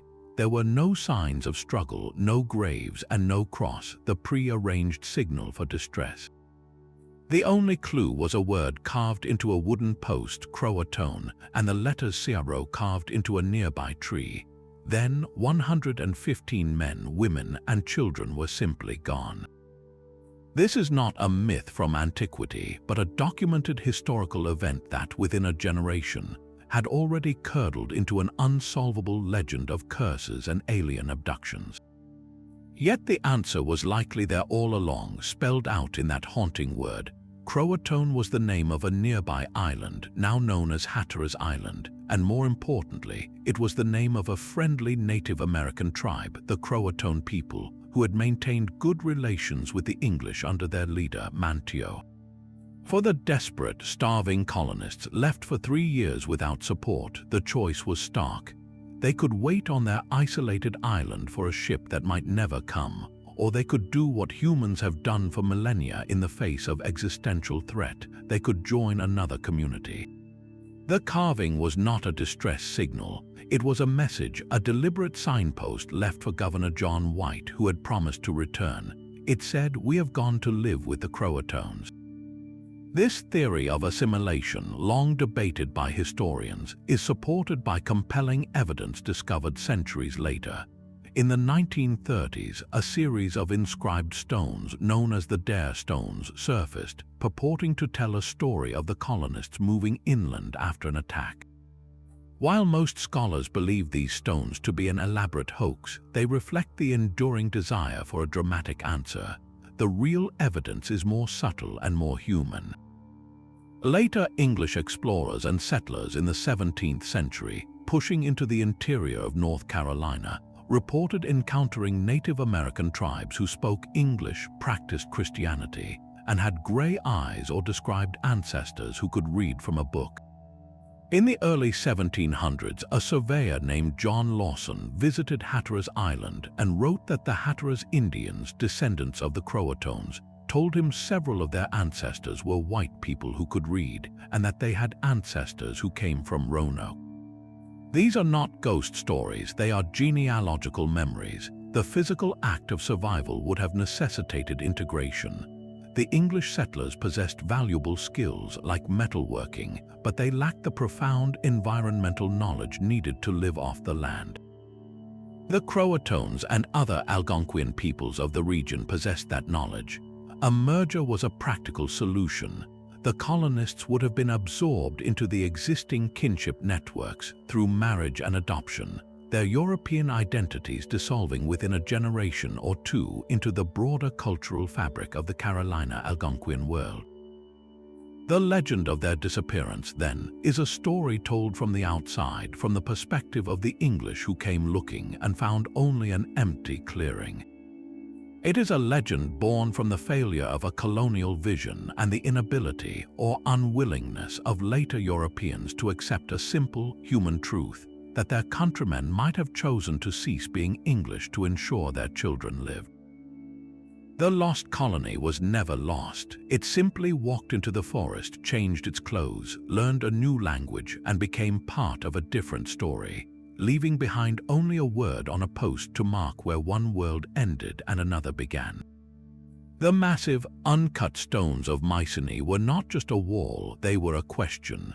When the Greeks of the classical era, 500 years later, looked upon the ruins of the ancient citadels at Mycenae and Turin, they were confronted by a sight that defied their understanding of their own past. These stones were colossal, some weighing several tons, fitted together with impossible precision without any mortar to hold them. The blocks were so huge, the construction so superhuman in scale, that the later Greeks arrived at a single logical conclusion. These walls could not have been built by men. They must have been the work of the one-eyed giants from their oldest stories, the Cyclopes. They called this style Cyclopean masonry, a name that has endured to this day. This legend is a perfect example of historical awe fossilizing into myth. The people who built these walls were the Mycenaeans, the powerful, warlike civilization that dominated Greece from around 1600 to 1100 before Common Era. They were the Greeks who fought at Troy, the society of the legendary King Agamemnon. Their engineering was a direct expression of their power and paranoia. Mycenae, the lion-guarded gateway to their world, was not a city in the open. It was a fortress, a heavily fortified palace complex perched on a hill, designed to withstand long sieges. The Cyclopean walls were their ultimate defense. The builders quarried these monstrous limestone boulders from the surrounding hills, then painstakingly shaped and levered them into position, using smaller stones to chip the edges until they fit together like a three-dimensional puzzle. The gaps were filled with clay and rubble, but the strength was in the sheer mass and the cunning interlocking of the stones. Some walls at Turin were over 7 meters thick, galleries built within them to store supplies and allow defenders to move in secret. To the later Greeks, who lived in an age of smaller, more elegant stonework and carved marble temples, this brute force architecture seemed to belong to a different order of being. It spoke of a time when heroes and monsters walked the earth, a time of raw, primal strength. The legend served a profound psychological purpose. By attributing the walls to the Cyclopes, the classical Greeks created a clean break in their own history. It placed their magnificent, civilized present at a safe distance from a monstrous, gigantic past. It allowed them to claim the heroic stories of the Mycenaeans as their ancestors, while explaining away the physical evidence of that ancestors' alien, terrifying power. The real truth, however, is more impressive than any giant. The Cyclopean walls are the signature of a highly organized, resource-rich, and technologically sophisticated society. Moving and fitting such stones required not just muscle, but advanced knowledge of leverage, rollers, and ramps. It required a command of labor so absolute that a king could dedicate years and hundreds of workers to the single task of making his home impregnable. The walls tell a story of a world where threat was constant, where wealth needed to be protected, and where the display of unmovable power was the ultimate statement of authority. So the next time you see a photograph of those gigantic, jagged stones at Mycenae, try to see past the legend of the one-eyed giants. See instead the master engineers and the armies of laborers. See the calculated fear of a Bronze Age king, and the enduring human impulse to look upon the works of a forgotten age and whisper, only a monster could have done this. The ocean's hunger is a slow, patient thing, but in the folklore of Brittany, it found a single, glorious feast. Among the drowned forests and submerged menhirs of that rugged coast, no story is more haunting than that of Kerwise, the magnificent city lost beneath the waves. This was no primitive village, but a marvel of its age, said to be protected by a complex system of dikes and a single, massive gate, the key to which was held by its king, Gradlon. The legend tells us his daughter, Dahat, driven by pride or demonic influence, stole the key during a storm and opened the gate, allowing the sea to rush in and swallow the city whole. King Gradlon escaped on his magical horse, Morvark, but was forced to abandon his daughter to the waves as the price of his own survival. It is a classic morality tale of hubris and divine punishment, but its roots are not in fantasy, but in the relentless, grinding truth of geology. The coast of Brittany is a palimpsest of drowned landscapes. Here, the sea has been reclaiming land for thousands of years, since the last ice age ended and glacial melt began to raise global sea levels. This was not a single event, but a creeping, inevitable process, punctuated by catastrophic storms that could reshape the coastline in a single night. What the legend of Wise does is take this slow-motion disaster and condense it into a single dramatic night of failure. The city's famed dikes and gates are not magical inventions, but a memory of very real early coastal engineering. The people of this region have always been masterful in their battle against the sea, building walls and barriers to protect precious low-lying farmland and settlements. The story of a single point of failure, a gate left open or a dike breached, is the nightmare of every coastal engineer. A real storm surge finding a weak spot in the defenses would have had exactly the effect described, a sudden, terrifying inundation that left no time for escape. Archaeology provides silent witnesses to this process. All along the Breton coast at low tide, the evidence emerges. Fishermen's nets snag on the stumps of ancient oak forests that once grew on dry land. Stone alignments and burial mounds built by Neolithic peoples now lie submerged in shallow bays. There are the remains of Roman saltworks and early medieval villages, all now underwater. These are not the ruins of a single glorious Wise, but of countless settlements, each one a small tragedy, each one a story of a community forced to retreat before the advancing tide. Over generations, these repeated losses would have coalesced in folklore. The most dramatic, perhaps the last great settlement to fall before a particularly violent storm, became the archetype for all the others. Its name, its king, and the poignant story of a daughter's mistake gave a human face to an impersonal, environmental process. The legend transforms the impersonal force of rising seas into a narrative with blame, with tragedy, and with a lesson. It asks who opened the gate. Was it a foolish princess, or was it the collective failure to maintain the defenses? Was it a king's neglect, or simply the ocean's timeless ambition? The city of Wise, therefore, lives in that murky space between history and warning.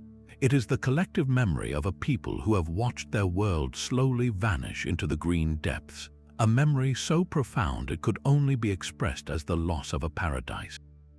Every time a storm batters that coast, the ghost of Wise stirs in the waves, a reminder that the line between land and sea is never permanently drawn, and that the greatest walls are only as strong as our vigilance in keeping them closed. The dream of turning lead into gold was not born from greed, but from a profound, almost poetic misunderstanding of the universe. For over 1,000 years across cultures from Baghdad to London, the most brilliant minds were not chasing a fairy tale. They were engaged in a rigorous, experimental, and deeply spiritual quest they called the Great Work. Its ultimate prize was the Philosopher's Stone, a legendary substance believed to possess two miraculous powers: the transmutation of base metals into pure gold, and the creation of an elixir of life that could grant immortality. To dismiss this as mere superstition is to miss the entire point. The search for the stone was the historical engine that drove the earliest development of chemistry itself. Before there were laboratories with beakers and Bunsen burners, there were alchemists in smoky workshops, their spaces filled with the hiss of alembics and the glow of furnaces. These were not fools. They were often the leading intellectuals of their day, combining philosophy, astrology, medicine, and meticulous, hands-on experimentation with minerals, acids, and metals. Their fundamental belief was that all matter in the universe was, at its core, one primal substance, evolving from a base state toward a state of perfection. Just as a caterpillar transforms into a butterfly, they believed a metal like lead, being heavy, dull, and sickly, was simply an immature, imperfect version of gold, which was luminous, incorruptible, and perfect. The Philosopher's Stone, then, was not a magic rock you simply touched to metal. It was conceived as the ultimate catalyst, the agent of this divine acceleration. It was the missing piece in the recipe of creation, a key that could unlock the latent potential hidden within all things. This quest was a global phenomenon. It flourished in the Islamic Golden Age with scholars like Jabir ibn Hayyan, whose systematic experiments laid foundational practices in distillation and crystallization. His work traveled to medieval Europe, where it was taken up by monks, physicians, and later, figures like the enigmatic Paracelsus, who shifted the focus from gold-making to medical alchemy, seeking the stone as a universal cure. Every failure in their furnaces was not a defeat but a data point. When they mixed vitriol with saltpeter and saw new substances form, they were mapping the reactivity of acids. When they distilled wine over and over, they were isolating purer forms of alcohol. Their elaborate, symbolic language, filled with images of dragons, suns, and hermaphrodites, was a coded way to record dangerous or proprietary chemical processes. The green lion devouring the sun might describe dissolving gold with aqua regia. The chemical wedding represented the fusion of sulfur and mercury, principles they believed constituted all metals. The legendary stone was often described not as a physical object, but as a powder or a liquid or even a transcendental state of knowledge. In this light, the alchemists did eventually find their philosopher's stone, though it looked nothing like they imagined. They never turned lead into gold, but their relentless, centuries-long search for the principles of matter unlocked the real secrets. They discovered mineral acids that could dissolve kings and common rock alike. They pioneered laboratory equipment still used today. They developed painstaking purification techniques and discovered new elements like phosphorus. Their spiritual goal of perfection through transformation paved the intellectual road for Sir Isaac Newton, who spent more time on alchemical manuscripts than on physics, and for the birth of modern scientific chemistry in the 18th century. So the legend of the Philosopher's Stone is perhaps the most successful failure in history. It was a magnificent, wrong idea that motivated centuries of rigorous, hands-on inquiry. The gold they sought was not in their crucibles, but in the process itself, the slow, fiery transmutation of mystery into method, of recipe into experiment. Their true legacy is not a chunk of magical rock, but the entire periodic table, a testament to the human desire to find the key that unlocks the deepest secrets of the material world. A hill that steals your shadow is a place where the rules of the world seem to bend. In the wild, mountainous region of Arcadia, the heartland of ancient Greece, stood such a place, the Lycaean Hill. It was sacred to Zeus Lycaeus, a wolf god of terrifying power, and it was said that any person or animal who set foot upon its summit would lose their shadow entirely. This was not a casual bit of folklore, it was a central, chilling feature of a major religious site. The hill was the center of a secretive, ancient cult where, according to some dark whispers, human sacrifice and ritual cannibalism were practiced. A man who partook in the sacred feast, the stories said, would be transformed into a wolf, cursed to roam for 9 years unless he abstained from human flesh. On this hill, you did not just lose your shadow, you risked losing your very humanity. For the rational mind, the immediate question is obvious. What natural phenomenon could possibly make a person believe they had cast no shadow? The answer lies not in magic, but in the specific, dramatic interplay of light, landscape, and altitude. Arcadia is a region of high plateaus and rugged peaks. The Lycaean Hill, likely modern Mount Lycaon, is one of the highest points in the Peloponnese. At such an elevation, especially on a day with a thin, uniform layer of high cloud, like a veil of cirrostratus, the sunlight becomes profoundly diffused. It no longer streams from a single, sharp point in the sky, but filters down from the entire dome of the heavens above you. In these conditions, the harsh, directional shadows we are used to seeing at lower elevations simply vanish. Your feet, the rocks around you, cast only the faintest, softest penumbras if they cast any visible shadow at all. To an ancient climber reaching the summit after a hard ascent and looking down, this sudden, universal softness of light would have been deeply disorienting. The world would look flattened, unreal. Your own body, without its familiar dark companion stretching out beside you, would feel strangely weightless, disconnected from the earth. This atmospheric oddity would have been most pronounced around midday in the summer months, precisely when important rituals might be held. But the legend goes further. It speaks of a loss of shadow so complete that not even the smoke from sacrifices on the altar would cast one. This suggests another possibility, a localized optical illusion tied to the altar itself. If the main ritual site was a circular stone altar on the very peak, and if a worshipper stood directly upon it or very close to its center, their shadow, cast by the low angle of the morning or evening sun, might fall precisely within the deep, dark shadow of the altar stone itself. Their personal shadow would be swallowed whole by a greater collective darkness, becoming invisible to their own eyes. To a priest interpreting this sign, it would be a moment of profound divine contact, proof that the individual had been absorbed into the presence of the god. The sacred and terrifying reputation of the hill did the rest. In a place already believed to be the threshold of the divine, where Zeus was worshipped in his most primal form, any unusual sensory experience would be interpreted through a lens of awe and fear.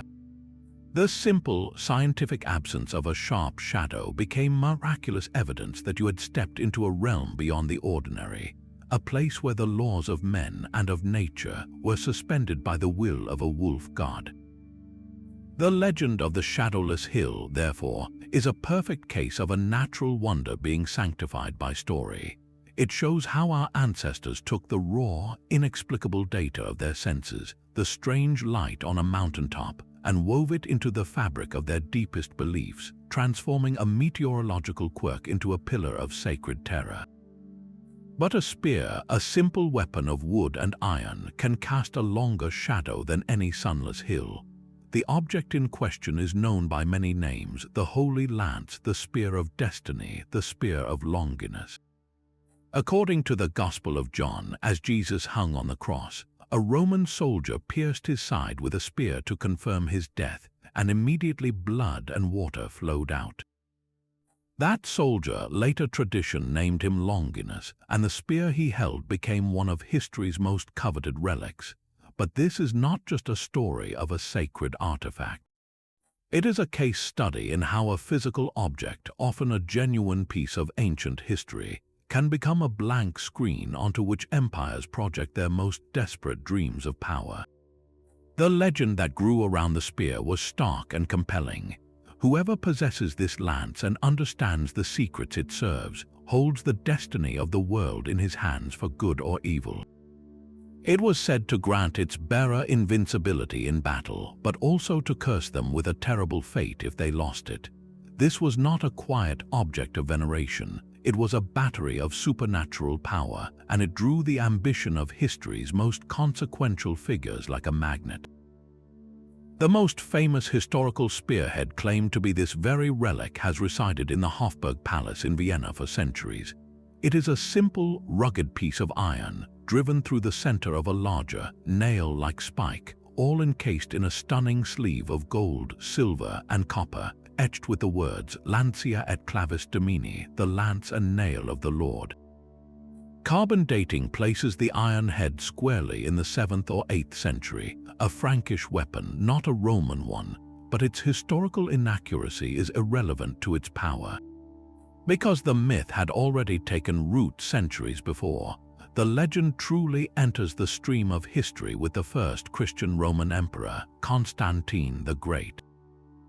Before the pivotal battle of the Milvian Bridge in 312, he is said to have had a vision of a cross in the sky with the words, "In this sign conquer." Later chroniclers, weaving the spear into his story, claimed his standard bore a replica of the Holy Lance, and that this sacred talisman granted him his epoch-changing victory, founding a Christian empire.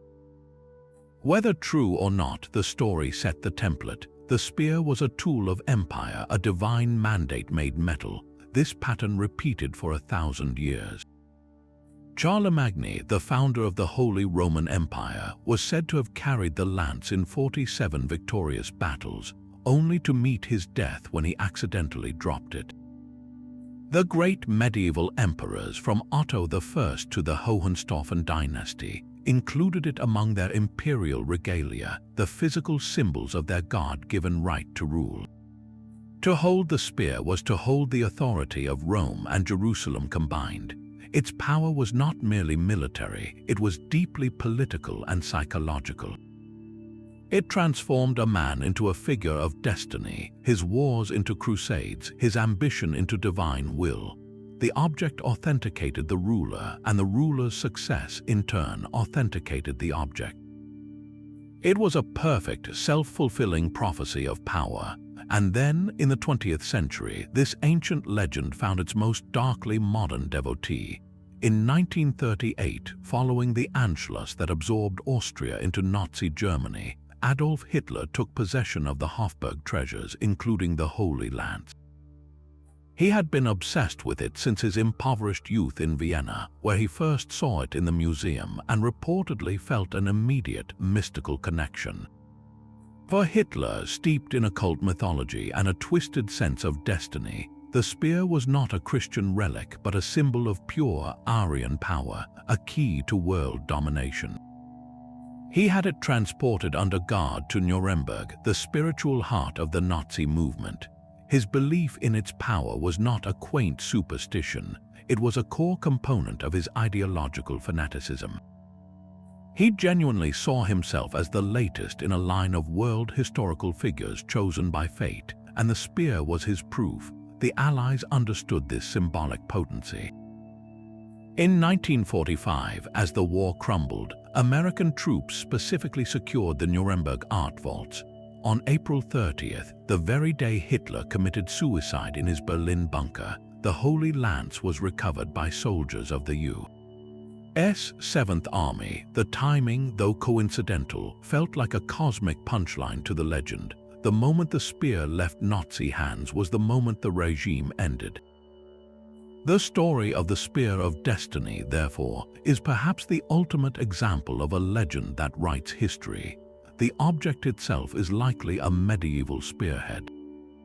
But the myth it carries is real, and it has demonstrably altered the course of human events. From Constantine to Charlemagne to Hitler, men who shaped continents looked at this piece of iron and saw a reflection of their own grandiosity, a divine sanction for their actions. They believed in its power, and that belief influenced their decisions, their wars, their very perception of their role in the world. The spear did not grant invincibility, but it provided something equally potent, a narrative. It offered a story in which the bearer was the central, fated character. In the end, the Spear of Destiny's true power was never supernatural. It was the power of an idea, the terrifying human capacity to look at an artifact, imbue it with world-shaking meaning, and then set out to make that meaning a reality, for better or far too often for immeasurably worse. The enduring power of these stories is not in their perfect truth, but in their imperfect memory. From the volcanic ash that buried a Minoan kingdom to the single, cryptic word carved on a post at Roanoke, each legend we have explored is a whisper from a past that could not be fully recorded.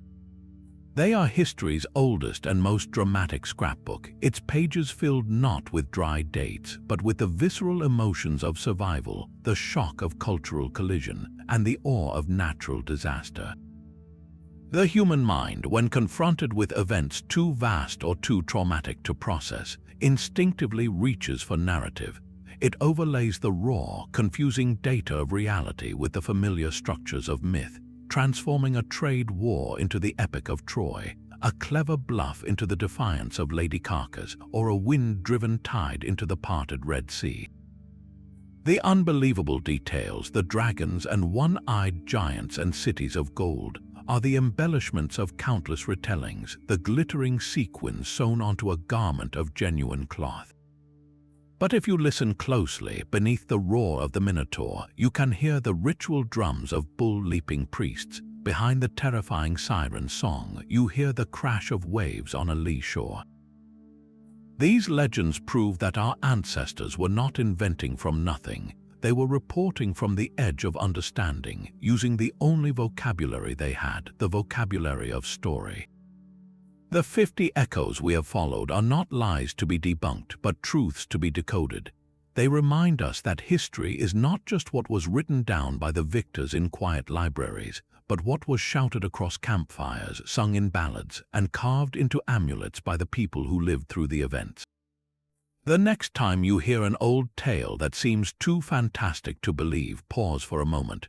Do not dismiss it as mere fantasy. Instead, ask yourself, what real human experience, what forgotten conflict, what natural wonder was so powerful that the only way to keep its memory alive was to turn it into a legend? The answer is often more incredible than the myth itself. So where does this leave us after 50 journeys from myth into memory? It leaves us with a world that is infinitely richer and infinitely more mysterious than any textbook could contain. We have walked through cities swallowed not by metaphor but by tsunamis and tectonic fire. We have met warrior women not born from fantasy but from the real, sun-bleached bones of Scythian graves. We have seen floods that drowned civilizations not in parable but in the very silt layers of the Tigris and the Yellow River. History, it turns out, is not the opposite of legend. It is the raw, unedited source material from which legend is crafted. Our ancestors were not liars, they were poets of trauma and witnesses to wonders, using the language of gods and monsters to describe events that shattered their understanding of the world. The next time you hear an old story, listen for the tremor in its voice. That tremor is the echo of something real. It is the ground shaking at Thera, the walls of Troy burning, the desperate hope of a people watching their leader march into the Saxon fog. These 50 echoes are just the beginning. Every culture, every family, every landscape holds its own whispered truths, waiting for someone to piece the fragments back together. So now we turn the question to you. Out of all the legends we have explored, from the sunken spires of Atlantis to the lonely word carved at Roanoke, which one resonates with you the most? Which historical echo do you truly believe is the loudest? Share your thoughts in the comments below. Let us know which mystery you would most want to see solved, and which story made you see the past in an entirely new light. If you are hungry to dive deeper, be sure to check out the links in the description for books, documentaries, and archaeological resources on these incredible topics. And if you have enjoyed this journey from myth into history, consider subscribing. We are just getting started unraveling the world's greatest historical mysteries, one whispered legend at a